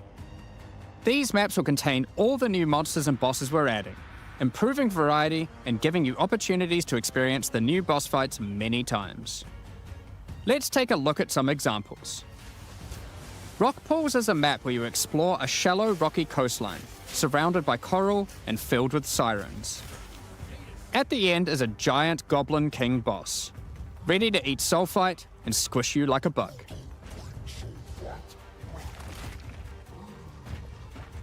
Holton is an Ezomite township which has seen better days. Explore and clear the township to find a gothic, Reaper-like boss, with the ability to manipulate storms and fry you with both lightning and wither you with chaos. Forbidden Given Sanctum some of boss. the new bosses added are a bit more epic, such as the Act boss and final bosses of each interlude part, it would be a bit of a waste to just use them as regular map bosses. True. Instead, we'll be adding some new mechanics to the Atlas that use them. Just a few new mechanics. These start to the Atlas. appearing pretty fast into the endgame and will help bridge the gap until you do your pinnacle bosses. In the desert biome, you can encounter a wild sandstorm. 3 maps around the sandstorm contain a device you must activate. Upon doing this, the sandstorm's magic is disrupted, revealing the map inside and allowing you to access it and find the cause. This presents itself in the form of a boss, similar to the existing Citadel bosses. This boss is a Faradin Swordmaster, who has been blessed with the power of a Time Djinn, allowing him to take his swordsmanship to the next level by replicating himself maneuvering rapidly and severing the fabric of time itself with his powerful slashes. Dude, this boss looks insane. In the water biome, you'll encounter a giant maelstrom, where one of the maps surrounding the water biome connects to it, but the connection is obscured. You must run the maps nearby, hoping to find a beacon, which will remove the maelstrom and reveal the connection to that map. Another example is this Vaal vault in the mountain biome. But how do we get inside? Running the adjacent maps to it will yield a key, which you can then use to gain access to this vault. Or, you could just trade for one, I guess. Use the key to dispel the powerful force field surrounding it, leading to the Vaal Elite and their rewards inside. These all contain Uber versions of the Act 4 boss, and the bosses at the end of each part of the interlude. And each have their own exclusive drop pool of new lineage supports, which, as Jonathan spoke about earlier, are powerful support gems that modify your skills in pretty crazy ways. As an example of a lineage support which can come from the Faradin Swordmaster mentioned earlier, we have Guru Khan's Resolve, which causes your critical strikes to fork, but requires some mobility on your part to properly enable. From the boss sealed in the Vaal Vault, we have Paquate's Pact, which supports your war cries, causing them to inflict massive amounts of corrupted blood at the cost of your own life. Additionally, some maps can now spawn summoning circles, a room resembling an Ezomite henge. Activating this henge will spawn bosses. It's as simple as that. We'll also be making changes to how affixes on waystones work, as the current prefixes equals good, suffixes equals bad iteration isn't quite hitting the mark. We tried something new here in Path of Exile 2, but after seeing the feedback we decided we actually liked what we had in Path of Exile 1 more. W. Like Path of Exile 1, each Thank affix you. will now be both difficult and rewarding. Waystone mods now grant an increase to the number of waystones Thank dropped, you. and an additional specific upside attached to it. This means as you roll your map, they will continue to get more difficult and more rewarding, and allow you to customize the difficulty and rewards of your maps better. For example, the Frostbitten mod, which causes enemies to deal cold damage, also increases the rarity of items dropped as its upside. Whereas the Of Venom suffix modifier, which causes enemies to poison on hit, has the upside of granting increased pack size. Some maps will end up having a lot of rarity, some a lot of pack size, and others will just have a mixture of everything. Due to now having more modifiers granting difficulty, we will of course be reducing the difficulty per modifier to account for this. So, that's your Atlas, maps, and waystones, but what about Breach, Ritual, Pinnacle content, and others of the sort? We're making some changes around this too. The first asked change for is that this. you'll now be able to invest 2 points into your specific League Atlas trees before having to run the Pinnacle content. Yes, I love this. Thank There will be you. a specific objective for each type of content which grants you those points. For Thank example, you. in the case of Delirium, it's simple. You just need to find and kill one of the bosses in a map, Omniophobia or Kosis. Casual gamers rise up. The rest of the points for each content come from the Pinnacle content. That's fine. But we're making some changes to accessibility here too. Currently, access to most Pinnacle content requires the same key at the easiest and most difficult version of the content. This creates a negative feeling where at lower difficulties, instead of wanting to run the content, you're often better off just selling it to someone who can run it at maximum difficulty.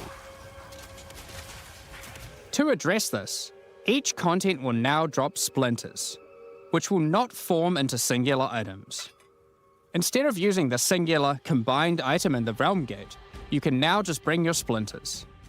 Upon inserting the splinters into the Realm Gate, an interface will appear, allowing you to pick your difficulty, and you'll notice each difficulty has a different entry cost. W or L? This What do means if you guys think? want to run easier difficulties, it costs less, which also allows you to run this content much sooner into the endgame. Because these encounters Giant now W. just require splinters, their corresponding Atlas tree no longer affects the difficulty of them, and has been changed to purely affect the content and maps on the Atlas. Oh yeah. The Arbiter of Ash works a bit differently. Instead of requiring splinters, he still needs crisis fragments. We now have only 2 difficulties of the Arbiter. The first, requiring the existing fragments obtained from citadels. The second, Uber Arbiter, requires Calamity Fragments. These come from Citadel bosses also, but only once you've allocated the maximum number of points in your boss Atlas tree, ensuring those Citadels are at their highest difficulty level. Since we're talking about pinnacle content, we also felt that the leveling curve in the late game was a bit too steep. We've smoothed this out a bit so that it's easier to get to the mid-90s. We've also added some new in-game unique items. Let's take a look at a couple. Thunderfist is a pair of gloves that grants Crackling Palm, a skill which empowers your unarmed attacks, granting the ability to call down the storms themselves on enemies you hit.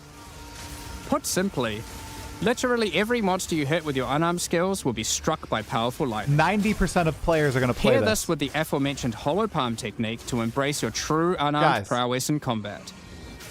Another unique we're adding is Henekura's Sight. Equip this amulet to be granted the power of the Mother of Death herself. This is reflected by granting you a skill called Foresight.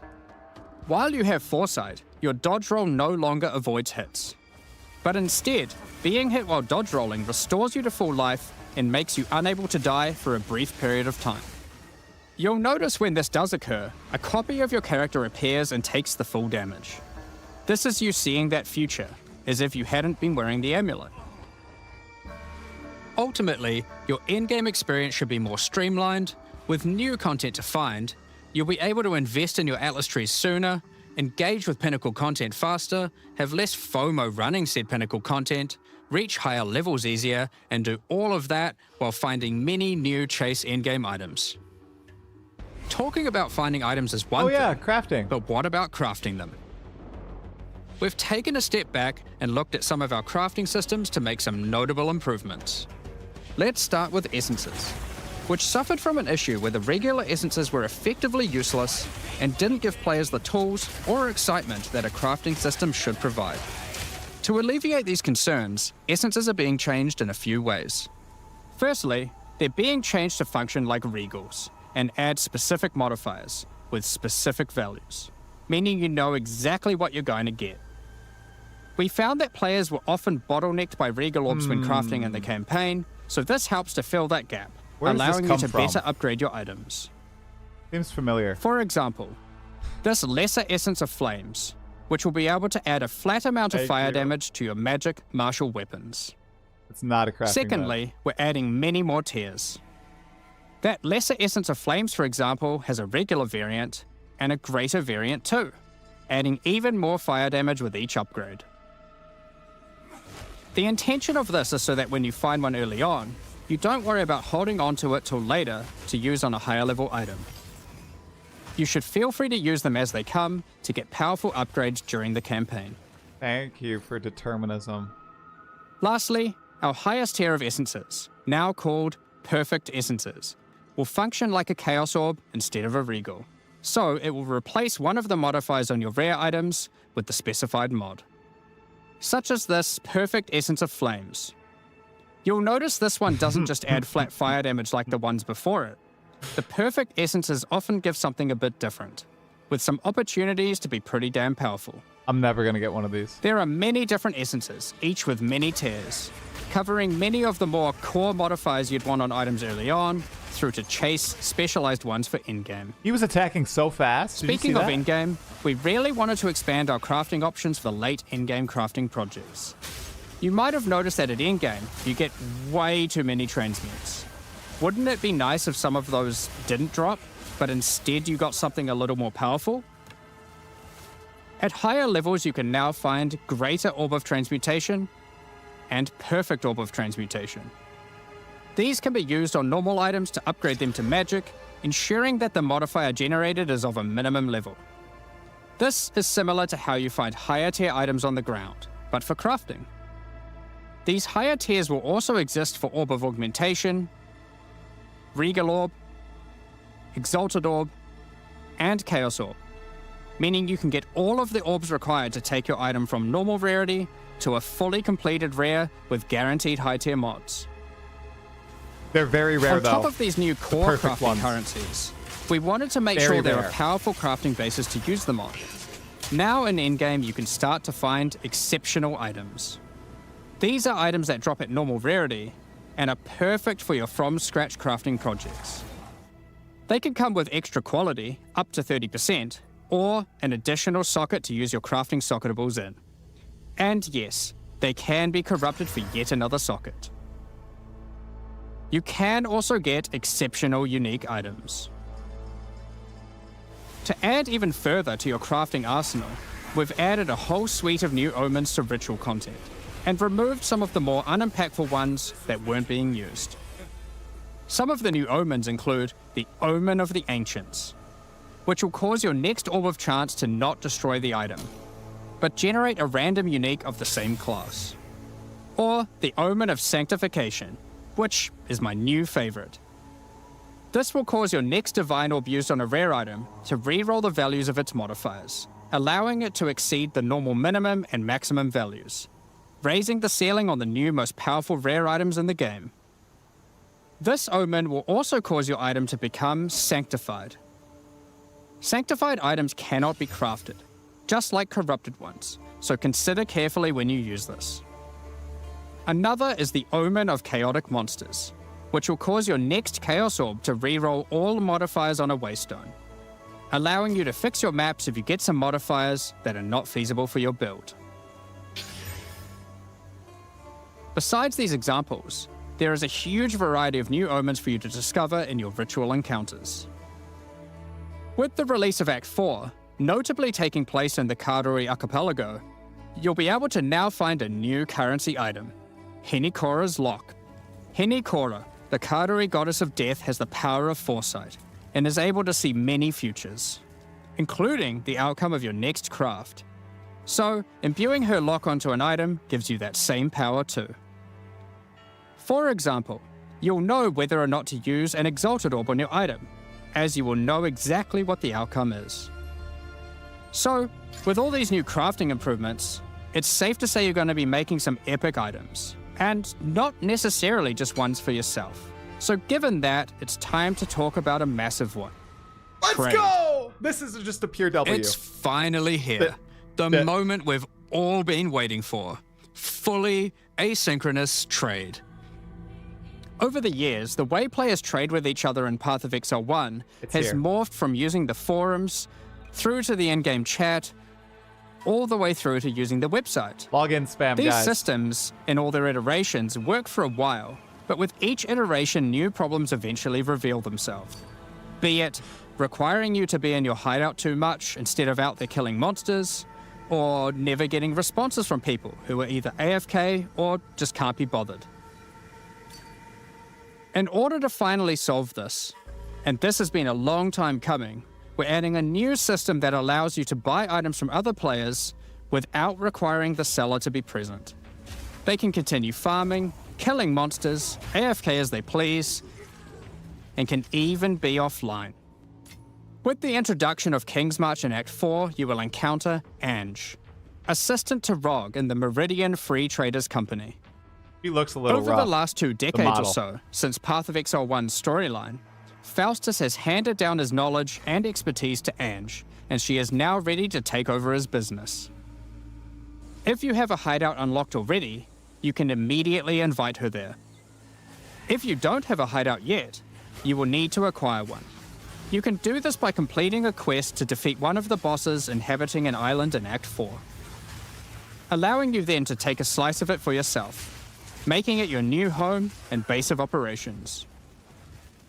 Once invited to your hideout, she will now serve as operating your currency exchange, but also serve as the figurehead in your new trading empire. So, how does this new system work? In the existing trade system, you would list items for sale in premium stash tabs. And then when someone wanted one, you'd have to take it out for yourself and trade it to them. Now, instead of using those, you can give your items to Ange so she can sell them for you. Each item must have a price set. The prices are set using in-game currency items, such as Exalted Orbs or Chaos Orbs. Once a price is set, other players will be able to find the item by searching for it on the trade website. Once a In-game desired is item coming. has been found, you can hit a button, which will instantly teleport your character in-game to their hideout. Then, you can immediately purchase the item, and while there, if you want, browse their other goods, in case there's a good deal someone else hasn't yet discovered. You'll notice that as a buyer, on top of the currency the seller set for the price, it also costs gold to purchase an item, as Ange has bills to pay after all. As a seller, you'll immediately receive a notification when an item of yours is sold, and can also see an effect above Ange in your hideout when she has unclaimed currency. Just go talk to her, claim your currency, and continue playing at your leisure. As many people already acquired premium stash tabs for the purpose of the trade system, we wanted to add a way for you to convert your existing tabs to merchants tabs, if you want. You can do that here, on the website, but only if you purchase those tabs before the release of the Third Edict. To clarify, the existing trade system will remain fully intact, so your premium stash tabs will not lose any of their functionality. We just figured people might want to switch over to this new system. We expect a lot of feedback around this new system and are looking forward to trying it out with you. As we are not able to test internally with an entire, thriving economy, there will certainly be some kinks to work out. Based on how the system goes, we will be adding it to Path of Exile 1 when ready, so any of the tabs you purchase will also be usable there later. Next up, we're going to be talking about our new supporter packs. Today, we're launching 2 new series of supporter packs, the Justice and Trathan Executioner packs. Each tier contains the pack's full face value in points, alongside several exclusive microtransactions. As always, the microtransactions in these packs are purely cosmetic and do not affect your character's power or progression in any way. The Justice series of supporter packs contains 6 exclusive microtransactions. Claim glory after defeating enemies, or inspire your allies by calling down the Banner of Justice portal. The Sphinx Mystic hideout decoration will identify items for you, displaying them as it does so. This ancient creature has been presented with many items over the eons, so has some strong expressions to make on the quality of your wares. What? Become a true warrior, worthy of delivering the justice of the eternal gods, with the Apostle of Justice armor set. This armor set also comes with a matching back attachment containing a set of scales to measure your worth. With the Apostle of Justice finisher effect equipped, the Goddess of Justice herself will appear to decide on a verdict for slain unique enemies. Oh, wow. Witness as she decides the fate of your slain foes. Will they ascend to be amongst the gods, or be banished to the underworld? The Griffin fledgling pet will be a courageous companion as you journey throughout Rayclast. Oh, there's a new hideout. Take your place in the skies in the Plateau of the Gods hideout. This hideout comes with many different sections for setting up your home or base of operations. In order to travel between them, you simply just need to walk off the edge. What? Like a true eternal god, you can float between the mountains on the clouds themselves. Jeez, you're ridiculous, GGG. The Trathan Executioner pack series also contains 6 exclusive microtransactions.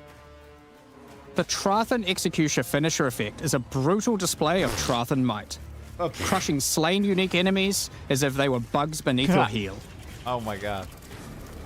As a Trathan Executioner, you're the perfect master for the ever-hungry carrion raptor pet. It has taken a particular liking to the taste of other pets, and at your command it will swoop down and eviscerate them, proceeding to satisfy its hunger by feeding on their corpse. What the heck? The nobles of the 4 major Trathan houses had their mercenaries, but if their hired hands became notably irritating, they'd have to call in the Trathan Executioners. Pretty cool. You can now embrace their methods and become brutality incarnate with the Cruel Trathan Executioner armor set. The matching Cruel Trathan Executioner cloak will shroud you in scarlet as you crush the skulls of your enemies and leave a trail of blood behind you as you build up a kill streak. Oh god. Or use the alternate variant to simply put a skeleton on your back. That's even worse. Be bathed in blood as you mutilate monsters with the Cruel Trathan Executioner character effect.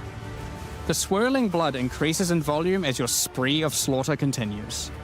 Both this effect and the cloak use the same kill streak for tracking how much blood is shown.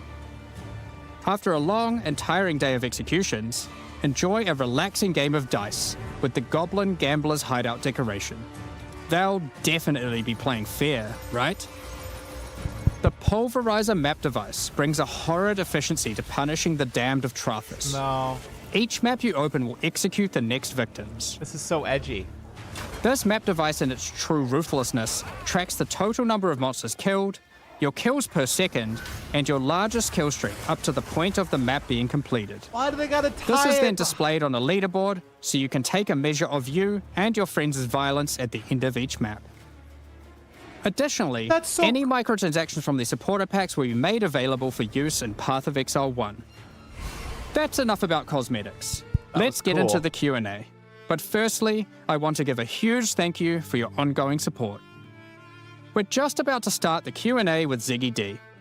Afterwards, at 11 AM NZ time, or 4 PM Pacific, we'll post Path of Exile 2, the Third Edict's patch notes. About 2 With hours. the release at the end of next week, our community team will be posting crucial information you need for the release. Keep an eye on the news. Thanks for joining us today and checking out our latest developments. We're looking forward to seeing your experiences with Act 4 and its new bosses, fighting the Abyssal, trying new builds, and crafting new items. We'll begin the Q&A shortly, so please get your questions ready. Okay, while we wait, so just really quick, I'm gonna rapid fire. No druid, okay? I asked Jonathan about this. You can see it in my interview, which will drop in about 3 hours time. So no druid. That's the big thing of the patch, guys. They focused entirely on rebalancing the entire game. My other big question, and people might like skewer me for this. I was like, Jonathan, is the game easy now? Like, what's good? Oh, okay, dang it. Okay. After a absolutely monumental reveal, we now The have audio a is suitably juicy broken. Q&A session for you. Probably like 2 Oh, no. hours or something. So grab a Oh, it's grab a broken. cuppa, grab a snack and settle in. I'm joined once again by Jonathan and Audio is Mark bricked. to discuss a lot. The patch that had to fix all the things, right? That was the goal. I mean, we Oh, didn't quite the get to audio's literally broken. everything, but we Somebody tell them. we certainly managed to do a lot of things that we were very keen to do. Yeah, you guys were telling me that this was uniquely nerve-wracking for you because there was, I guess it felt like there was a lot of pressure on this one to fix everything. Absolutely. I mean, look, we've obviously got a lot to prove. You know, we need to make sure that we're like that.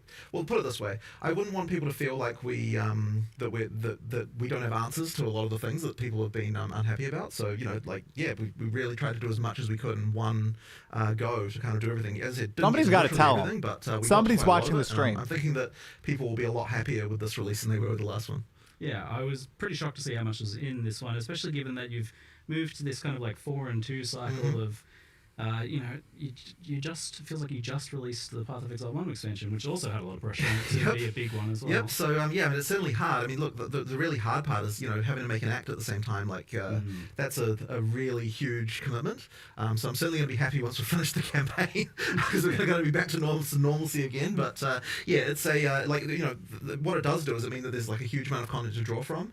There's obviously a huge amount for players. There we who, go. You know, and not necessarily the in-game players as well, because you've got all of the They you need know, to the increase it, campaign though. stuff. So it's like a pretty big deal for all that stuff. But it also meant we could take a bunch of that stuff and move it into the end game too. So the end game kind of sees a big expansion as well. So yeah, it's been quite a good one. Yeah, I remember early on we had the process. Actually, we just literally grabbed my whiteboard in my office and we just wrote down every single problem. Yeah. And I'd say it's not a strategy we've done to this degree, this methodically before. Right, where we were like, okay, we have to solve everything on this whiteboard. Yep. Literally And- made a tier list up there. Like, this is we had a T1, this tier is list. T2. We had like, actually fully yeah. of every problem, and Yeah, you yeah. know there were things in there like performance and things that aren't necessarily the actual game content. I mean, and the all this kind very of stuff. the very one at the top of the list was, campaign is a slog, right? Like that was the one that we were like, we've got to solve that. So things like that were just like we're really trying to be honest about like, here are the real issues. And the reason it ends up being a bit nerve-wracking is because we had a goal to fix all of it, And we didn't get to fix. We aren't fixing literally everything. We're fixing almost, well, a lot. You know, and I'm sure a few new problems introduced here and there. However, obviously, as we're watching Twitch chat, there was a huge amount of stuff about towers. You know, we had a plan; it was on the list. It just unfortunately we couldn't get time to sort it. So that's one of the. It's probably the notable one. Holy crap! I would say. Yeah, so Thank you, kind of Pebbler. discuss around your vision and stuff for Endgame soon as well, so that you can give people some reassurance about like where you want to go with. Yeah, their audio is but up, we should guys. also mention It's too just low. the other elephant in the room, or the lack of the elephant in the room, with the druid. No elephant form, but the druid kind of works. So it seemed that druid has been uniquely challenging to get shipped. It's been something you've been working on for a while now, and just getting it right. What has been the challenge with druid and getting it out? Well, I mean, okay, so we started believing that we were going to have druid in this version. And that was the case for at least 2 months of the 4 months of development that we were that we had here.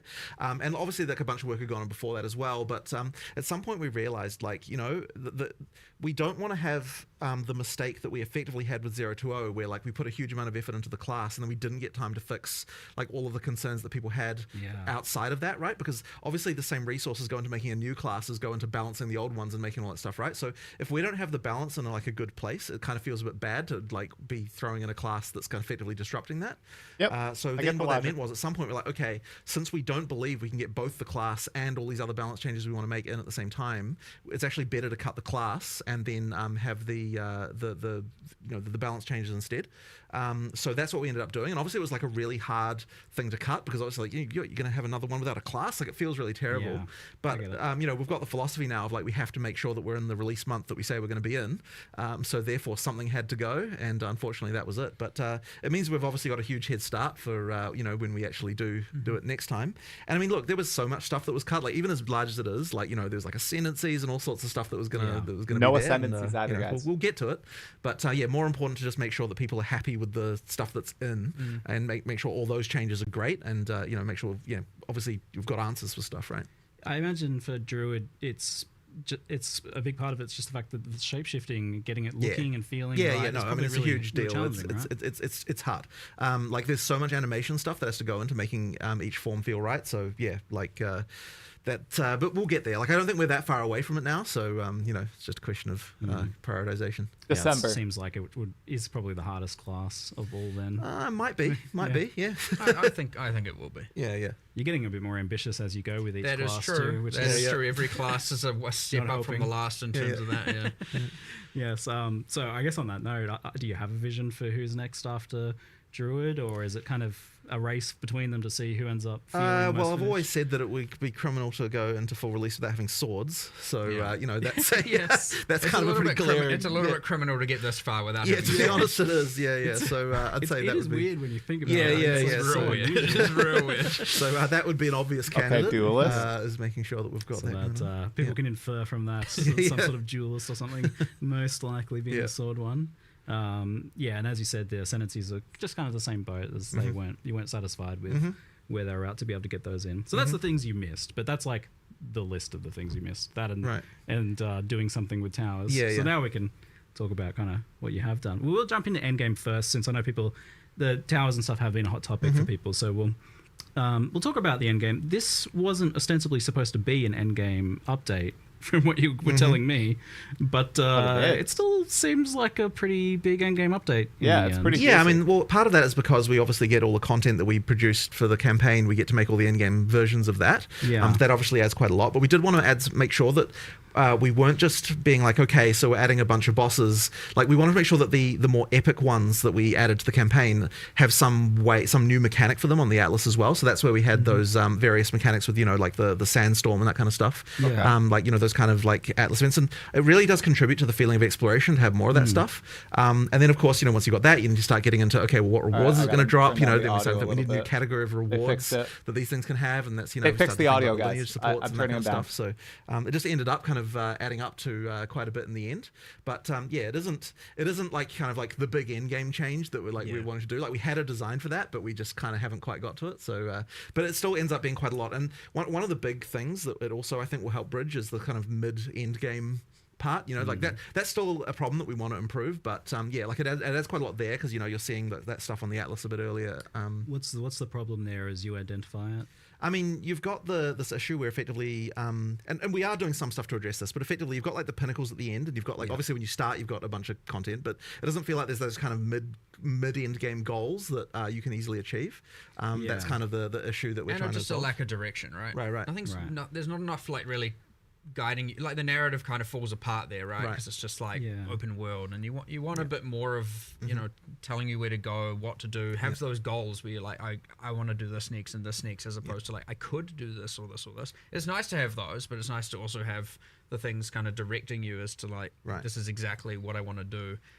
The boss I want to get to. So there's kind of just a big gap there. We want to add a whole bunch of stuff in the middle there. We have a huge plan, but again, it's like, we need to you got this working on a campaign, you've got working on the end game, and you got all these like, how do you juggle all of these things? It is brutally difficult, and you end up having to think. So I would expect, next expansion to be way more end game centric in terms of fixing all of this, because it was on the whiteboard. But we did do some stuff with what we had. So like that splinter change, I think, is going to be quite a big one. Like it doesn't look like much from what we showed, but what it does mean is that you've got pinnacle fights earlier in your That's very nice. in the experience, and of course you've got the thing I asked where for that. we're making it make more sense with regard Casual to the players the rise up. difficulty, the access to the different difficulties, by having it so that it's cheaper to get to the lower tier ones. So that helps quite a lot, and I think that'll improve things quite a lot even just from that.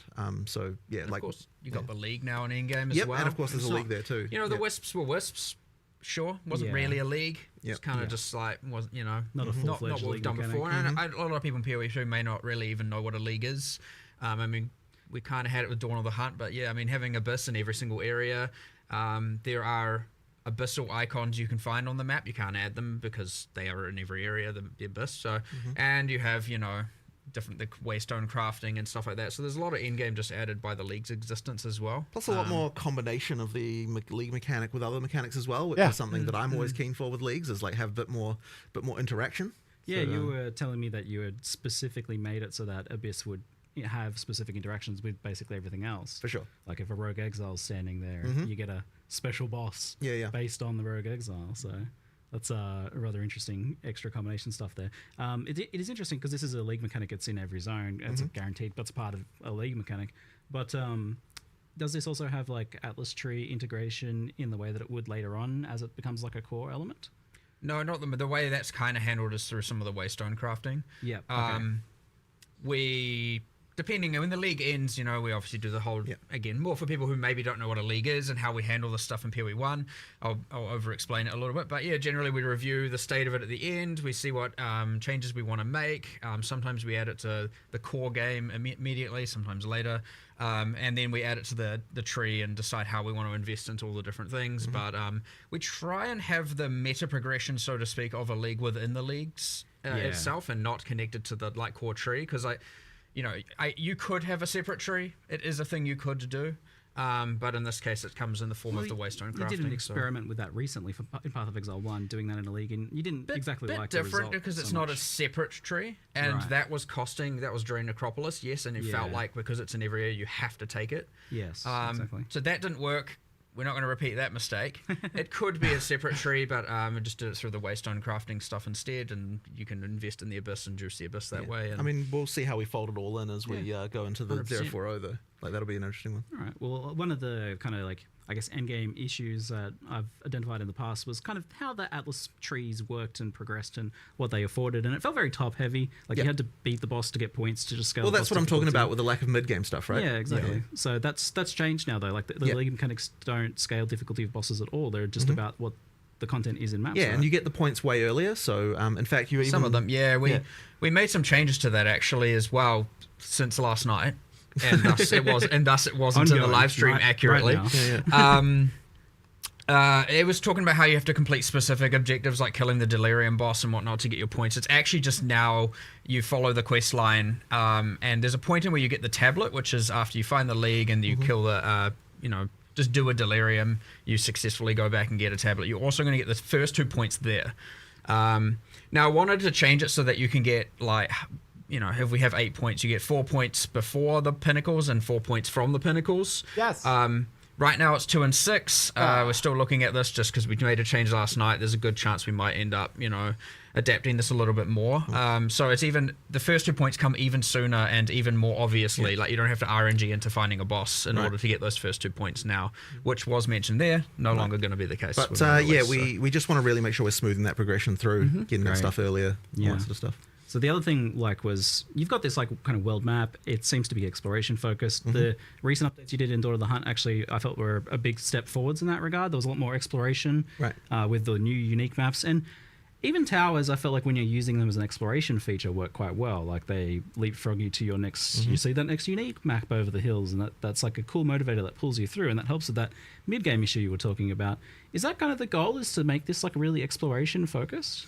It's certainly something that I really love, and the more things you add to the Atlas, the more it feels like you're finding things. But yeah, like, so we definitely appreciate the concern with towers being that you've got this tension between having to turtle in one location versus explore. Yeah. And so that's something that we need to look into addressing. But I don't want to kind of like talk explicitly about exactly what we're going to do here, just because you know, there's like obviously a lot in flux there still. But yeah, it's something that we understand the problem, I would say.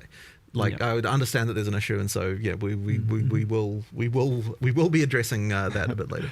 Yes, the brand name of towers seems somewhat marred currently. Like it seems like almost no matter what you do with them, there's going to be some sort of maybe just delete towers because we have the bad association with it. That is a concern, but I suspect that we'll still want to keep them at least for just vision. Like even if we remove the mechanic and do other stuff, like we'll just keep them there. So I still think it's fun to just find a tower just to get a circle of vision around it. So I don't think that's the part that people are unhappy about with them. So therefore it'd be fine to keep that and move like other power sources and other things that you can do somewhere else. And I even like the empowering the maps because that is an element of control, which is another thing people. Well, I mean, I still want something that does that. I just think that it needs to work differently than how it works. Yeah, so, I guess the issue seems to come down to, from what I see, and maybe chat might have other things that they mention about their issues with towers, but the issue, as I see it, is about that feeling tower that you changes, still guys. need to be stacking tower mechanics on top of other stuff, and if you're not kind of bringing all those things together, then it feels like you're wasting time. My fundamental issue with them is the way that you know that something sucks before you even run it, and that's always bad. Yeah. Like effectively, it's like, okay, like if you're running maps that don't have a tower around them, you're like, okay, well I know this is bad, or and so I feel bad because like I just have to get to the next tower, and then like when you've done one tower, but you know that 2 tower overlapping is a thing, then you're like, okay, well I feel bad running a 1 tower overlap thing when I know that 2 tower stuff is a thing as well. So there's just this problem of like, you know that it sucks beforehand, and I think that's never a good thing. Like it's actually the opposite of the action RPG philosophy of like, the reason you have random drops is because like, you know, any monster could be the one that drops the next thing. Exactly. And if you don't have that, then it's like you feel bad for playing the content because you know it's not the best already. So you need that like random element more. So there needs to be some adjustment to make that better. Yeah. Do you think that's like bringing up what the base map experience can be in terms of its upper potential, like adding more interesting confluence of variants? I mean, look, I always like more interesting combinations of stuff to happen, but I don't necessarily think that the core problem is like lack of ability to juice things. Like I think the core problem is to do with the fact that like you don't, like, you know when it already sucks, as I said. Like it's just kind of like that thing there. So we need to sort of like, there will need to be some approach to solving the making it more controllable, like it, like you know, more deterministic in some way, like, you know, just something along those lines, so that you can so that you don't have this feeling of like, because of, you know, because of a thing I can already see that sucks, that this experience is going to be worse than what I'm hoping for. So somewhat related to this, another thing I see brought up all the time is being able to kind of choose what map you're doing, and just being able to exert more elements of control. I saw a post in chat just there that was like the idea of being able to kind of erect a tower where you want it, rather. Like, is this element of like being able to choose your maps a little bit more, or have a bit more influence on what's happening? So I think having control over what content is there is good, but I don't know that I want to lose the fact that you still have the Atlas fundamentally where you like the actual map areas you get are random, and part of the reason for that is that it gives us a lot of opportunities to do interesting things with you know, like different maps can have different things that they drop and other stuff like that. Like there's a lot of that sort of stuff that's like quite nice. Like you can actually have a unique map be way more powerful if like it's kind of, you don't know exactly when you'll encounter it. So that kind of stuff is quite nice, and we want to do a lot more as well on the Atlas, like just more stuff to find. Like when we get to 040, I really want it to be that, like, you know, you really feel like there's just cool stuff in every map map that you might be finding that's like that's way more interesting. And as I said, that stuff, the problem is if you have full control over literally being able to run the same map every single time, like the same like base area, it means that you don't have the ability to say, okay, well this map can randomly have this thing that's just like really awesome that always drops a unique or something like that, because then you're just going to run that map over and over and over. So I still like some ability to have to find the good stuff in the Atlas, but we just need more control over what mechanics you can spawn there and that kind of stuff, and like not having the experience of like if I didn't get this exact overlap, then I have this bad experience. And that's where December exploration is the end actually game comes expansion, from as well, guys. is having some element of not having that control as well. So maybe it is the case more of just keeping juicing up that exploration aspect of it even more. Right. Anyway, that's what it already felt like a big improvement with that last one, and we're getting the new maps and the new mechanics and things scattered in the zones as well. So it seems like there's a fair bit more going on. The main point, like we did what we could, 100%. And 040 expect a lot more improvements there, but again, we focus more on everything else. There's an insane amount of content there. It's Mark is loud. We wish Towers was in that list, but it will be. Don't worry. These things are coming. We're aware of the problems. We are aware, like 100%. It was expected when we got to that section to see a bunch of. And I think a lot of people are going to be getting a chance to experience some stuff they didn't experience because it came later in last league, and maybe they had tapped out before then. So there's a good bit of extra stuff to explore there, maybe with this one. We'll loop back around to endgame if people have more questions that they post and that we pull from the chat. But we'll move on to the Act 4 and the interludes, because that's a pretty big thing. Obviously, getting rid of Cruel was a priority. You wanted to do that as soon as possible. There's been this problem that you were laboring over for many months about how to do that, how to add Act 4 without having to add the rest of the acts all at once, or do some weird thing. Well, you've come up with making more acts to solve the problem instead of So there was certainly some skepticism when I first proposed this about like how can we possibly do that? But basically, the main thing there was that so the interludes are not exactly the same as an act in terms of like each one of them is like a straight line, like you're going from here to here. There's no different. There's no complexity around the plot or anything. It's just like a single goal of like someone's telling you to do this, go deal with it.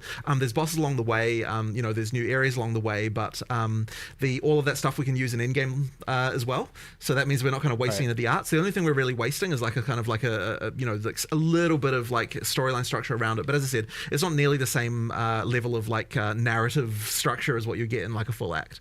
And that's something that and ultimately what we realize is to get from the end of Act 4 to the end game level, all you need is like 20 areas roughly to kind of to bridge that gap. And so that means that I was like, like with 20 areas, I reckon we can do it if we're like, we're using a few mechanics from maps, we're taking some, we're doing a lot of art reuse, that kind of stuff. Like we can find a way to make something pretty quick, and it won't necessarily hold up for like years and years, but it will certainly be good enough for just like for a relatively short period of time. And by the time you get to that point anyway, like you're usually pretty fast as a character. You're like rushing through, just to get to end game. So I think that that'll end up being like pretty damn good for the time being. Plus, new bosses, new stuff to experience. Like, in my opinion, it was a no-brainer to do it compared to some weird thing like having to repeat Act 1 and 2 again or something weird like that. Like that just wouldn't have been good. And we really wanted to get rid of Cruel. I mean, like we never wanted Cruel to exist, right? It existed as a compromise. So being able to get rid of it is obviously something we were very, very keen to do. There was something you get to the Act 1 Crawl and you're like, I've know all this content, you're ultra powerful, and that's a little bit feel good, and then you're like, doing all this again, it's just like a little bit like, just you can do it, at that point you're like, just get me to end game, like whereas when you're playing through the new acts, like it feels, well, with Act 4 and the interlude, it feels just a lot more natural and still fun, and you're discovering stuff, and it's not that just like, I just did this, like for, at least for fast players as well, they're going to be like, oh my god, I just did this like a few hours ago. It's like just too short of a time where but one thing about Act 4 and the interlude, by the way, which I think is really cool, which is very different, and something you don't really appreciate until you play, is you get to Act 4 and you're like, okay, where do I go? Well, I have many places I can pick. I mean, Jonathan was talking about how, they're kind of interludes are kind of straight lines, but there's 3 of them. But there's 3 of them. You can do them in any order. There's a choice immediately there, right? You can do those in any Yep, order. you do them in any You order. can do them in any order. When you Didn't know complete one or partially complete one, it levels up the other 2.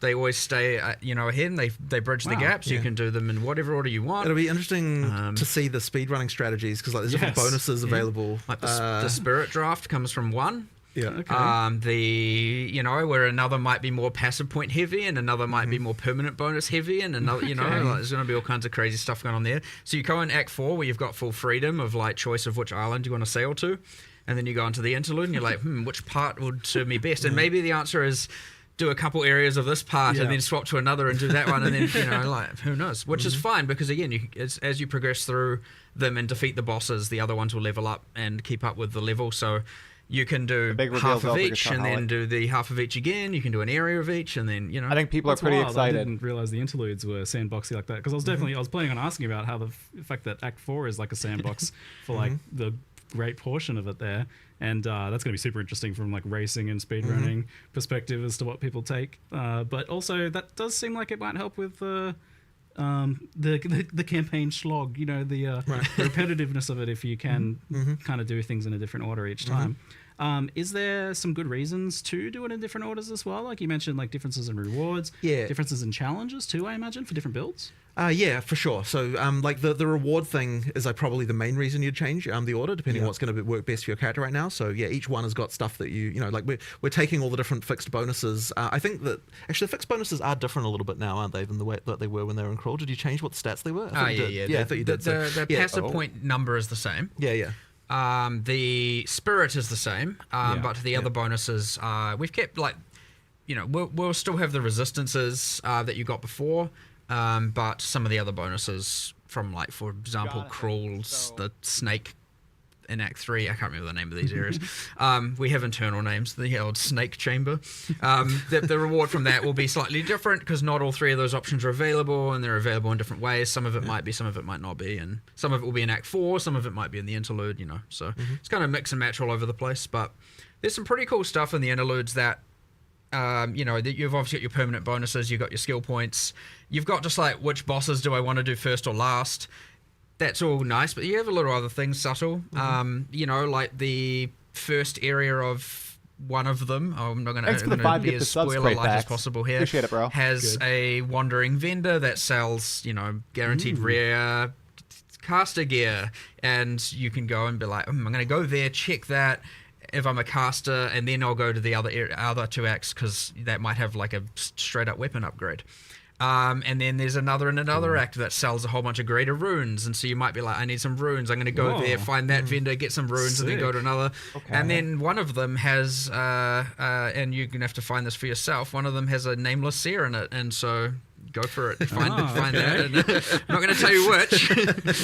So do you know in advance some of these rewards so that you can make this decision? Maybe not those kind of secret ones. But... I think it doesn't. Does it say it on the? Does it show it to you on the world map? You generally see the icons on the world map up to the point your character and the NPCs could reasonably know about. Yeah. Okay. So it depends on the act a little bit. In some cases, it's no humans have been there, so you can't know until you've opened it, and then it will, or until you have been told about it or know about it or advanced the quest, and now you see all the icons. So some yes, some not, and be a bit of a discovery process. But look, it's gonna players are gonna share information pretty damn quickly. But yeah, it's actually quite fun having all this different choice and different axes, and we haven't had this level of sure, you've got Path of Exile 1 Act 2 is go left or go right, and you got a little bit of that in Act 8, but you don't get this much parallel things going on like this in a kind of interesting way. So it'll be, I suspect it'll actually last a little bit longer than we anticipate, given how we had to put this kind of 3-part thing together so quickly. Last a bit longer in terms of players finding it fresh and interesting. Yeah, that's the hope. Okay, good. All 3 interludes kind of appear on one world map, so you kind of got 3 parallel tracks you can see on one map. Cool. So yeah, that's how that works. It's cool. decision paralysis is going to set in. Where do I go? It's only I think a lot of people will just pick one just because it's the first one. Yeah, probably, left to right. I bet that'll be the most common You'll choice. see stats on that, I'm sure. Yeah, It's yeah, like, yeah. oh, yeah, 60% pick rate for the first option. Yeah, probably. Left to right's most likely. Yeah. That's right. It makes sense. The order of the islands in Act 4 a little bit less predictable. Yeah. Okay. You know, one of those islands, like, there's Don't spoil it. four permanent bonuses kind of going on in one area, Four kind of thing. permanent It's like in a, one you know, area? 'cause, you know, Go there first. I'm not going to tell you which ones, but Okay, I'll have to figure that one out, eh? someone will do it, figure it out. Make the progression guides. But I like the idea that it could be different for different builds too. That would be very cool if that ends up being the outcome, because that will keep things fresh long term. Yeah. There's a good reason to do it differently and doesn't just get kind of immediately solved. Yeah. So Act 4 was planned to have a new way of ascending, but Here we that go. wasn't mentioned here. So Yeah, it's not quite ready yet. Didn't quite get time for it. It'll be Okay. coming a bit later. But you can still, there's still a quest to go to the place where that is happening. But and we added like a kind of another reward there, you know, just for the time being. Yeah. But yeah, later on there'll be that. The amount of work required to make that trial just unfortunately wasn't quite compatible with making all of the other stuff we made. Probably if we hadn't made the interlude, we would have been able to do it. But I think the interlude was more important just to get rid of Cruel. So yeah, we ended up making that decision. Yeah, but we'll get to it. Thank goodness. I'm like so stoked Cruel's gone. It's if it's what most of us imagine it's going to be, I can imagine where a lot of that work comes in. So hopefully you guys, is it something that you'd like to get ready for next league then, it sounds like? Well, I don't want to promise anything because at this Yeah, point fair we're enough. in the mode of like we'll cut stuff if we need to make the release happen. So I wouldn't want to promise anything, but you know, that would be nice. We'll just have to see. I guess the other question then is, do you think it'll be like different enough and appealing to people who don't necessarily want to ascend the other ways? Well, it's certainly different than the other ones Yeah, by a very significant different. margin. So yeah, like I think that'll be interesting. And what's the vision for how ascendancy works long term then? So is it the idea that you ascend once in Act 2, once and then again in Act 3, and then again in Act 4? I mean, you will be get able to do 6 it that points. way, but if you want Ziggy, to do come on, other, bro. I mean, yeah, that's a way to do it. But if you want to, you know, just if you like a certain trial better, doing it that way is also fine too. It's just interesting because there's like not as much of a gap as there usually is between those first 6 Guess not. months that way. I Like they're guess quite not. rapid fire. So and then it would be a big gap until the end game and you do Yeah, your yeah. choice of fourth But, one. Yeah, I mean, I guess we see that as fine. Like you kind of want to get your build locked in to some degree by the time you get to that sort of I level. kind of like it. It's just Yeah, yeah. different to how it's been done in the past before, Right, right? right. Where we had, whereas like right at end game, you did that third Yeah, one. yeah. So that's interesting stuff. So a big part of this obviously is then continuing the campaign slog kind of discussion was just the speed of the campaign, how that tied in with difficulty, zone sizes, and things like that. You guys did a whole bunch of big changes a couple weeks into the Yeah. last league where you reduced zone sizes. Yeah, and things yeah. like So we that. did a bit of that. That's one of those things that's a bit hard to see exactly until you've played it a couple of times. Yeah. So I like, for example, right now, like you know, the first time you play through Act 4, I doubt you'll be worried about zone size. Second time, then it might then you start to realize like what places are too big and what places aren't. So Yep. there'll probably be a little bit of adjustment to that, even as we do the first couple of patches in 030 as well. Just because, like as I said, it's actually a bit hard to appreciate until you've kind of played it a few times. But the sprint helps a lot. Like sprint is a big deal as far as like changing how the game feels in this regard. So Gonna be interesting. You know, if you're fast and you know how to use it well and that kind of stuff, you can motor quite a lot more than you were. It'll be interesting to sort of see how how many people are using that all the time versus how many people are I've been kind of just using it using all the time. You have, well, yeah. But the thing is, you're an think a lot of experienced people PoE will. player, right? Like you're gonna be But like like, that. there's a fun risk reward to using it that way, though. Like, if you are just using it to traverse or like backtrack or something because you go the wrong way or something like that, then it's pretty cruisy and it works well Right. for that. But it also is a very powerful like combat tool. You can use it like a boss is doing something, you can get further away than you could before. For boss stuff, you can, although it is dangerous, right? Like, Yeah. I mean, if you screw Bosses don't it miss up, us then off. you're knocked down. yeah. But I think the thing that I find kind of interesting about it as well is that like you can skip monsters now more Yes. easily, Yep. and that means that if you are overpowered due to getting a good item drop or something like that, you can kind of like motor through a couple of areas a bit more, like you know, sort of then catch up to the point where you sort of feel about right as far as the difficulty, and then keep going from there, like more specifically. So you've got that kind of tool at your disposal. Not something I'd expect like new players to do, or like players who kind of don't want to engage with that stuff. But if you're talking about like like the person who's playing through the campaign the 5th time, certainly that's an option that you've got that can kind of speed you through a little bit faster. So that's something as well that it kind of does, just because you are faster than basically everything. So you can skip past them. If There you want. were a bit of like good players, like knowledge players knew how to move a lot quicker. There's a bunch of skills, Anger you get must. animation Yeah, cancelling, you got shield so charge. it's true. It's true. The speedrunners already have a way, but like no one really wants. Like, I've never obviously, do you that, don't want to be though. doing that all the time, right? Like unless you're just like really dedicated to speedrunning. So. Niche, yeah, unintuitive, and exactly. whatnot. So like there's a simpler way to now close the gap between the players who knew all of that and the ones who didn't, and which is great. And maybe a lot of those players are still using all of those tools even on top of this, and that's fine. I actually wonder if like the sprinting is faster than like the shield charge, dodge roll, animation cancel shenanigans. Haven't exactly done a race. I think it's close. I'm pretty sure it's relatively close though. Yeah, well, the difference there. I know there's some passives on the deck side of the tree for like slightly increasing your speed while sprinting, and a few other different things while sprinting, like increasing your evasion while sprinting, and so there's some of that going on as well. That maybe when you speak into all that, you have a more of an advantage over those other skills. There might be a unique Actually, that edits dodge roll a sprints bit for too. the sprint too. Like Yes. you can turn a bit better. I asked them about that. during the Yes, dodge roll. you can. So that one was, man, I'll tell you what. So this is kind of inside baseball stuff, but sprint was like way harder to implement than you might expect. Like it seems like, you just add a speed buff, but like getting it to be smooth and like feel right, and like all of the stuff around like the turning at the end and like all that stuff, that was really, really hard to do. Like it was like there was like a programmer for a very long time just working on sprint issues. Like holy crap. So yeah, like it's one of those things that like every little imperfection of it, so you do it so often, needs to be ironed out. I'm looking forward to stacking move speed and dodge roll distance in Sanctums and using sprint. I use sprint in the Sanctum and when I was testing earlier, and it's so fun doing some of the things with sprint. It's like we're like mega long dodge rolls into sprinting is gonna so fast. Yeah, I mean we've in general just improved mobility. We've improved and even outside of that, it's like talking about sprint, slog, fast. Like there's more to it. There's for sure. Obviously dodge rolling has improved. I'm taking a lot of notes, but guys, that's the mercenary, and I can't like, talk over them. slow while reloading, but also something rough. like Jonathan and I both just randomly did one day, just logged in on live. We played mercenary, and we were both just like, What happened? what did we do? What has gone on here? What I this believe feels terrible. It was the 0-0 change that related to like contact points or something. There was something like that I think broke it. so Because the thing is, it wasn't actually feeling like how it felt before we released. Yeah. So it's like, oh crap, we need to fix this. Something went wrong drastically there. That one really improved it. But we also made a change where you're a little bit faster coming out of when you're using a skill while moving.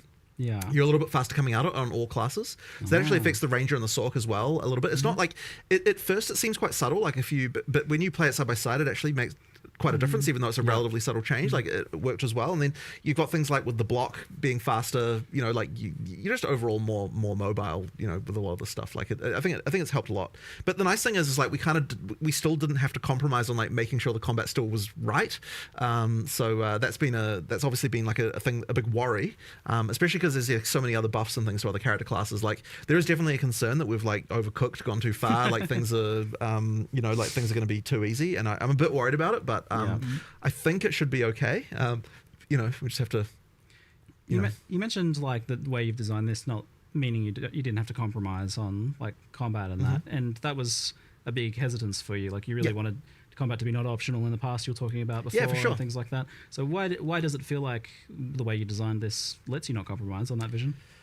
Because ultimately, the actual combat itself still works after trying it. Like, and generally speaking, like even though I may not necessarily agree with something, I'm still willing to try these things. So we tried it. It works. That's really what it comes down to, right? So that as long as that's the case, then then I'm cool with it. I just want to make sure that we don't end up in a situation where we're just it's all just like even during the campaign, it's just one button, don't have to worry about anything. Like there's no challenge anywhere, like that kind of stuff. Because I just find that boring.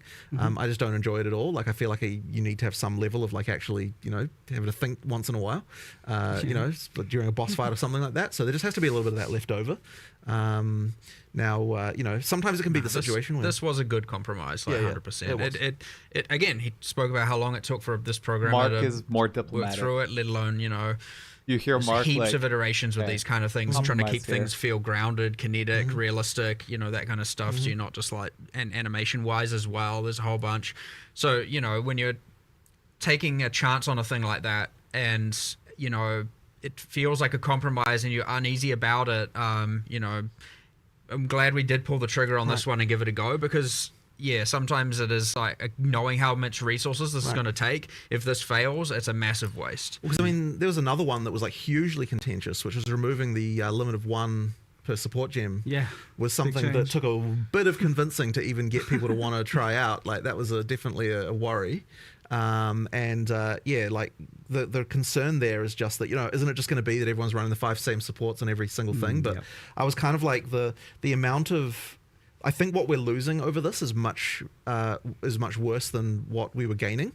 It's something really important, and so I actually now that we've done that, I wouldn't have it any other way. I think it's really, really good change, and that one is, in my opinion, the most important change we're making in 030. I mean, obviously you got a bunch of content, but like in terms of like what single thing is going to affect gameplay the most, like in terms of character builds and like build variety, that change is a huge one.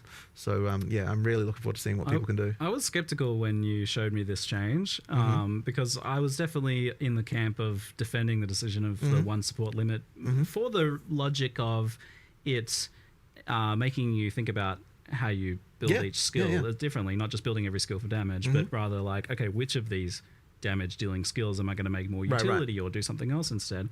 But playing around with it feels like it kind of just lets you use it on 2 skills, like something like Fist of War. And that's just a really big improvement. Like that's a lot more fun having 2 Fist of War skills than 1. But like the skill design is nuanced enough, and the supports themselves are nuanced enough that you do still seem like you end up with a lot of variety. It definitely works. Like it's funny because in the end, it feels like the concern that we had was more theoretical than it actually was real, and that's why it's really important to actually try these things.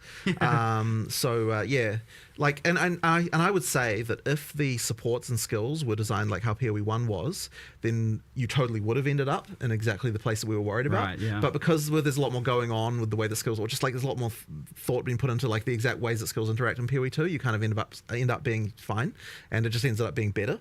So I'm really glad we tried that one, because it's super important. Yeah, and it seems like lineage supports take over the role of this 1 gem a bit more. They do. So basically right at the end, you've got a thing where you can only have 1 of each lineage support per character, but that's kind of like, none of those are like... okay, so something like multiple projectiles or martial tempo, like these things are super important to kind of make skills even viable at endgame, whereas the lineage supports don't have that same thing. So we effectively get to keep a little bit of that like interesting decision stuff, but only right at the end when you're kind of at the top end and you're thinking about like hyper optimizing specific stuff or like with interesting mechanics. So we still get to retain a little bit of that there. It's definitely a huge buff though, like this change. Like I've been playing Warrior, and I almost feel like saying the new Warrior, because it's not any one specific thing. Like the support gem change, the sprinting change, the faster while blocking, being able to block everything, it was way more impactful than I expected.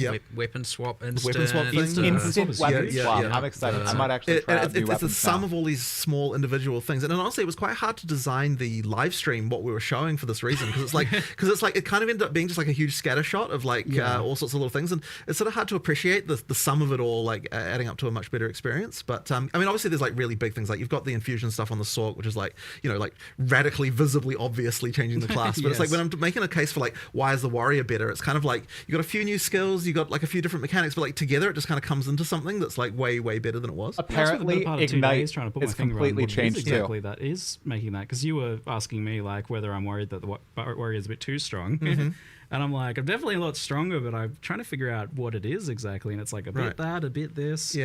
Everything. Everything. Definitely feels like way more fluid, faster, smoother, chunkier all at the same time, because I've got more Fist of War skills going off.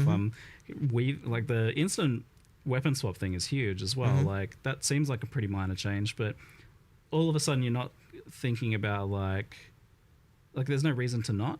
Right. There's There's no reason removing all the reasons why people wouldn't use combos is exactly the focus that we had for a lot of the stuff, right? I'm just going to what punch is preventing stuff. someone doing a combo here? What can we do to fix it? So you've got like the shock change where that's longer. You've got like the changes to chill and that kind of stuff. And oh yeah, there was a whole thing with, we never even talked about Ignite because there kind of wasn't room for it. But Ignite has got a whole different thing where that it does now, where there's like every time you fail to ignite, it builds up flammability. That means your next ignite is more likely.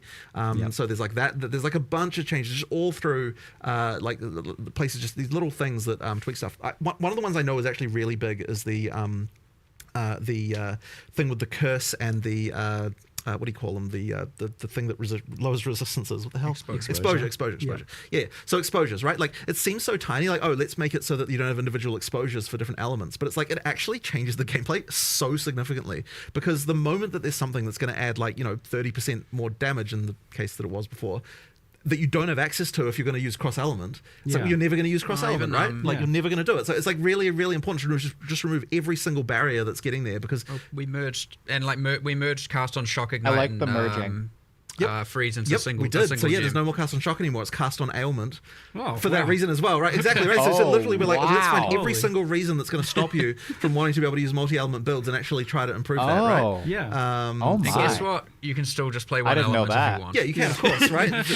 but yet now if you're doing multi-element, there's just no reason anymore not to. I was so stoked looking at what you were doing with the elementals, because it feels for the first time it actually is like an elementalist. Like there is mixing of the elements. It's cool. Because that's a fundamental game design thing with action RPGs, is that it always at some point makes sense to focus in on one very specific thing because of scaling. And but it seems like you've gone a long way towards solving that issue. Well, I hope so, because we really tried to fix every single case we could see. Now there might be still some more, like you'll find there's some random mechanic that only works on one thing, and then people pick that, and we're like, okay, we have to find and make sure that there's something that's going to attract you to every element and play it. I mean, look, part of the upgrades to the individual ailments also really helps, because it's giving you another reason. Like it isn't just that you've removed the things that were preventing you from like you want to both have I'm not specializing you because this mechanic works across different elements, but also you want to have like this element has something that you're going to want to use with other elements, right? So like buffing shock, for example, we're like, okay, like is there enough of a reason to weave lightning into a fire build, right? There wasn't enough of a reason. So by making shock better, it's like, well, then now there is a reason to use two things, but you also want the burn and you also might want the chill, and like making sure that all that stuff is powerful enough to actually tempt you to actually do it. Because like 8-second shock, and you even mentioned bigger magnitude shocks. A number of the skills have a bunch of shock effect on it. So effectively, if a skill is supposed to be for shocking, then that skill will have magnitude on it, because the idea is that we really want to make sure that it actually works. But so that kind of stuff. It's the same with the fire skills that are intended for burning as well. Like if something's intended for burning, it's going to have some kind of duration or something like that. So it's like you want to use that one, then you want to switch to something else while that's burning away and that kind of stuff. Yeah, because I always want to do that sort of thing, but you feel a bit silly because it's just not enough. It just wasn't doing enough. Yeah, you should just use your main skill instead. Yeah, You're wasting time. But once again, you wrap back in the support changes where it's like, okay, like why would I want to use this other mechanic when I can't do this as fast, or I can't do it as powerful as I could have been doing on something else that I've all in on. Yeah. Like it's like that as well was contributing. It's like the whole lot was just all a bit of a mess in that way. Yeah, and you mentioned the Ignite thing. I did want to clarify because I saw some questions about it in the chat. It builds up now. So if you don't ignite, you get 50% of the Ignite, and then the next failed Ignite will. It's called flammability, since we no longer have the curse. Right. And as you build up more flammability on an enemy, the probability of an ignite occurring goes higher and higher and higher, and once the flammability is full, the ignite is deterministic. If you miss an ignite, you at least contribute towards the next ignite being more likely, and eventually it is inevitable. But one of the other amazing things we got, which was huge from our perspective, is that the way that ground effects work now for the fire is that it has to build to 100% flammability, and then it sets them on fire, which means that if you use a level 1 flame wall, it doesn't ignite shit anymore. Really really easily. So that means we can actually add mechanics that trigger off ignites and do all that sort of stuff without it being a disaster. You don't have to worry about people being full degenerates with it. Exactly. So if you're using a high level flame wall, it'll set on fire real quick. But if you real quick. But if you're using a low level one, then it takes forever, so you won't do it anymore. Yeah, so, nice. It's finally a good solve for that, because that'd be yeah, I know it's been a bit of a disaster for a long time, but so now we can have ignite triggers and more supports around that and that kind of thing, and let's be more liberal with the power you can give out to that sort of thing. I wish I could the talk. Consistency has been a pain for I don't know how much longer they're going to go. For sure. A while now, so that's just going to be. So many questions I want to ask Jonathan. That's really good news. And I saw that freeze was getting a lot better too. The same idea of like any freeze skill.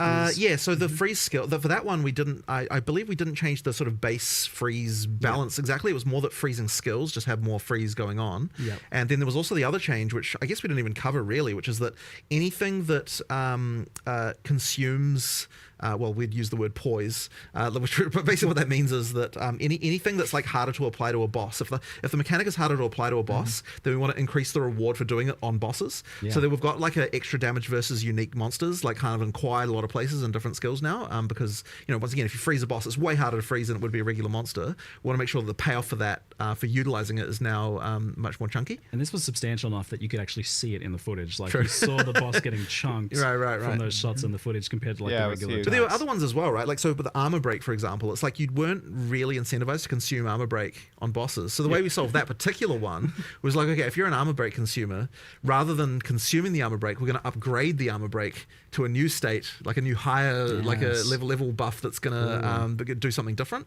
Like in the case you're like in the case of Sunday, you're like upgrading from plus 20% to plus 40%, but then it also refreshes the duration, and then so effectively you're more incentivized to do this, and then because it actually extends it now. So that's like another thing where like let's actually make this combo work. The high velocity rounds one is very good. Yes, pretty crazy. It's so that's crazy, it takes your armor break into, I don't remember the name. Let's say T2 armor break. Shattered armor. But it's Smith for the next, unarmed warrior. however long the duration is, 5% of the. I think of it like a kind of infinite impale. 5% of the damage dealt by the high velocity rounds is dealt on every single hit for the rest of the duration. And that means every single pellet of a shotgun is doing a percentage of the high fragmentation rounds is 10 hits. And then the consumed days on Monk is the exact same thing. So if you do the vaulting vaulting impact, and then if you have staggering palm up and a temper spell, and you do whirling assault, you're doing all the whirling assault hits, all the projectile hits from staggering palm, all the temper spell hits, each of which are doing a percentage of the vaulting impacts thing on hit, and you just melt things. So juicy. I saw Days as like instant application too. Yes. Well, that one was kind of worthless before, so we're like, let's just make it actually work. This idea of like buffs that get escalated into tier 2 buffs is like a kind of cool concept. I like that one. And the other funny thing about it that's like less obvious but really good from our perspective is that it means you can't repeat the combo piece immediately either, because once you've upgraded the armor break, it's extended the armor break, which means that you can't just reapply the armor break immediately again either. You have to do something else. So it actually kind of generates that rotation kind of naturally, which is kind of a nice one. It's chunkier, and it feels like you're not an idiot for doing it. Right, exactly. Before it's like, why would I want to remove their broken armor and make them tankier again? It never really made any sense. That's a good one. But it also like prevents some of the weird edge case stuff that is a pain for you guys. So huge improvements there. There's a lot to take in with the supports and skill changes and things like that, but it's like with the amount of supports that are getting added now, and now tiers of supports and lineage supports, do you feel like there is a point where it's a bit much for players to like take in? Like, well, so I've got something. There's some stuff around this that I would like to improve, which is that first of all, we did a full pass on recommendeds to because there was a lot of terrible recommendeds right now, and so we did like a full pass on that. So basically, what I'm hoping is that now, at least all the recommendeds are not bad. Like I was kind of trying to really answer the question of are these 3 supports the truly best supports that this skill could have, right? And previously we had this extra constraint that kind of screwed this over, which was that because you could only have limit 1, there was always this thing of but would you use it on the skill, or would you use it on a different skill, that we were always kind of working around. Now we can just be like, what are the 3 best options, right? With no other constraints, right? And so that means that that immediately makes it easier for us. But I think the other issue is that what it was, the whole like, there's too many supports thing. Part of it was because since the recommendeds were bad, you kind of had to go to that other screen where you've got all this other stuff. It's like, if you can actually rely on the recommendeds to be good, it's like, the fact there's a bunch of supports doesn't kind of matter as much. I remember we had a ranger with the 10 skills, 50 supports, and it was 2 out of 50 were recommended, I think, for the skills they're on. I'm like, yeah, it's a bad sign, right? And so if that's a bad sign, if your in-game ranger is that, it means that if the player who's following the guide that we have given them is not only not being rewarded, they're being punished because we're making them make wrong decisions. Yeah. So I'm sure there'll still be a few that are incorrect on there, but like hopefully it should be way better. And the other thing as well as I'd really like to do is I think that we might want to get into starting to recommend more stuff, or maybe even like recommending stuff based on the previous stuff that you've already done. That's crazy. Which might be just get a bit complicated, but I'm kind of I feel like we maybe should start thinking about that. Sounds like a nightmare to code. Maybe, but then it's kind of like, or maybe like if you've got this other skill on your build, then this becomes an option, or there's something like that we might have to do, because I think there's more we can do there. But whatever. For now, it's just at least we're like, here's the 3 best shit. Oh, but also the names. I know. The names are so much better now as well. Yes, right. So we did a pass of like making the names more obvious. Like, because there was a lot of supports that just kind of weren't like search for there's this thing that does a thing. I don't. What is it called? I don't know. Yeah. I don't know. Impossible. Whatever. Yeah. Google it. Yeah. Like, there's something that does an explosion with armor, but what's it called? Well, that one should be obvious, I think. But armor explosion. Yeah. Yes. But yeah, that's what it needs to be like. No, I'm pretty sure it is called that now. Yeah, good. But yeah.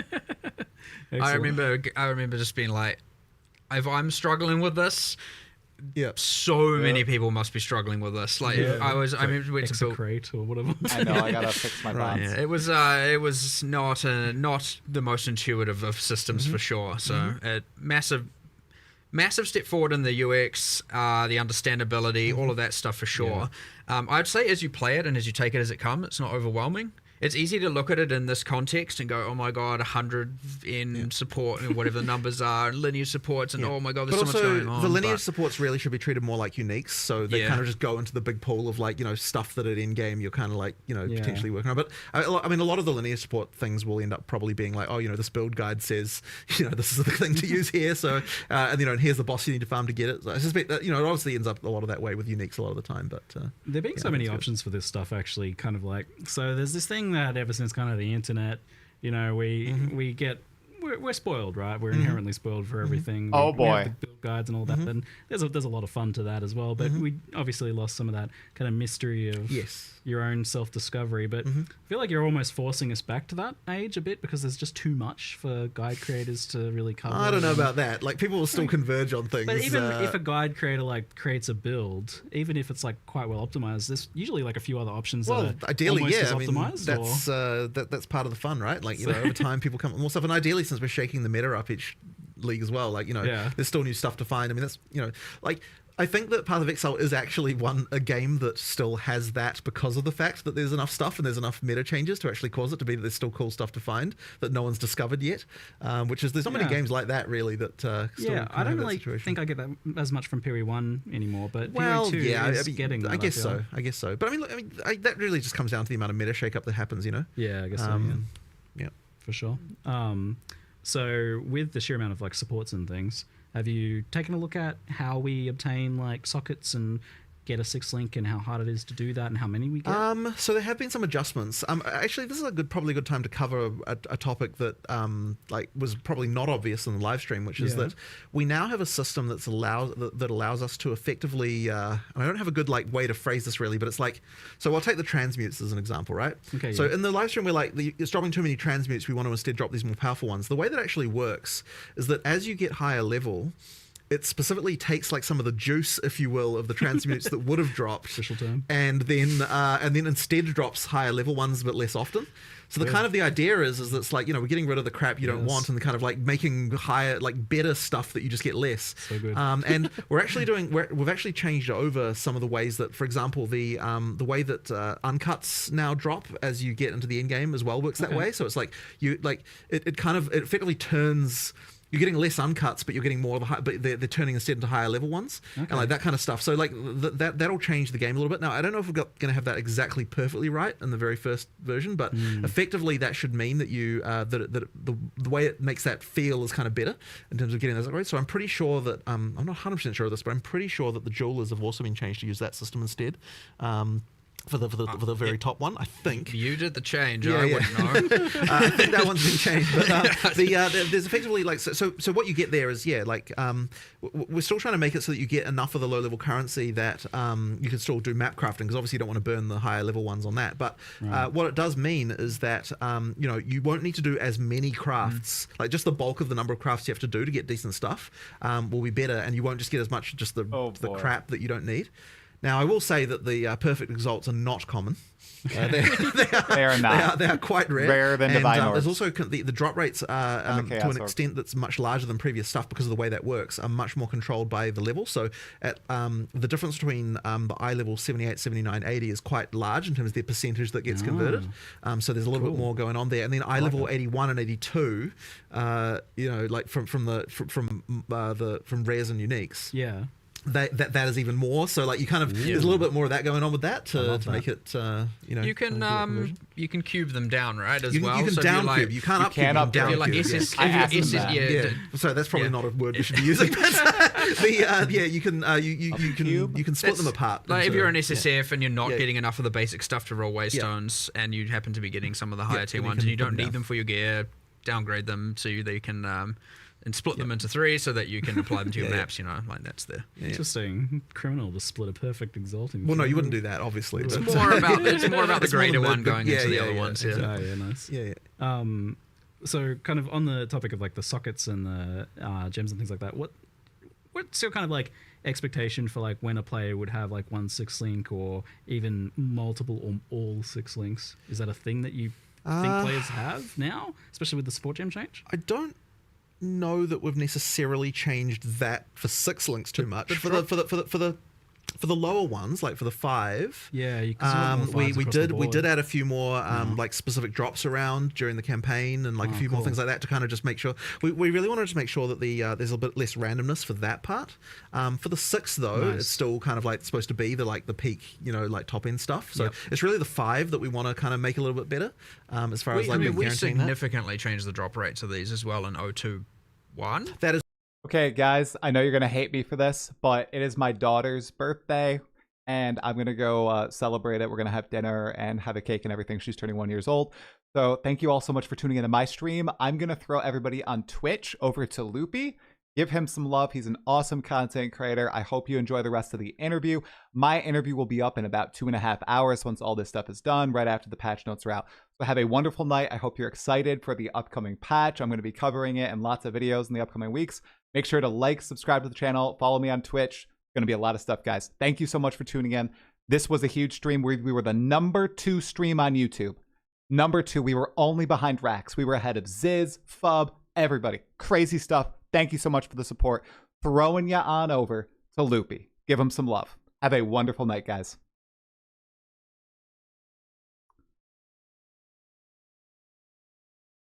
All right, you guys are rating. I forgot to press the button. So now you're rating. Now you're rating. Thank you guys all so much. I really appreciate it. Have a good one.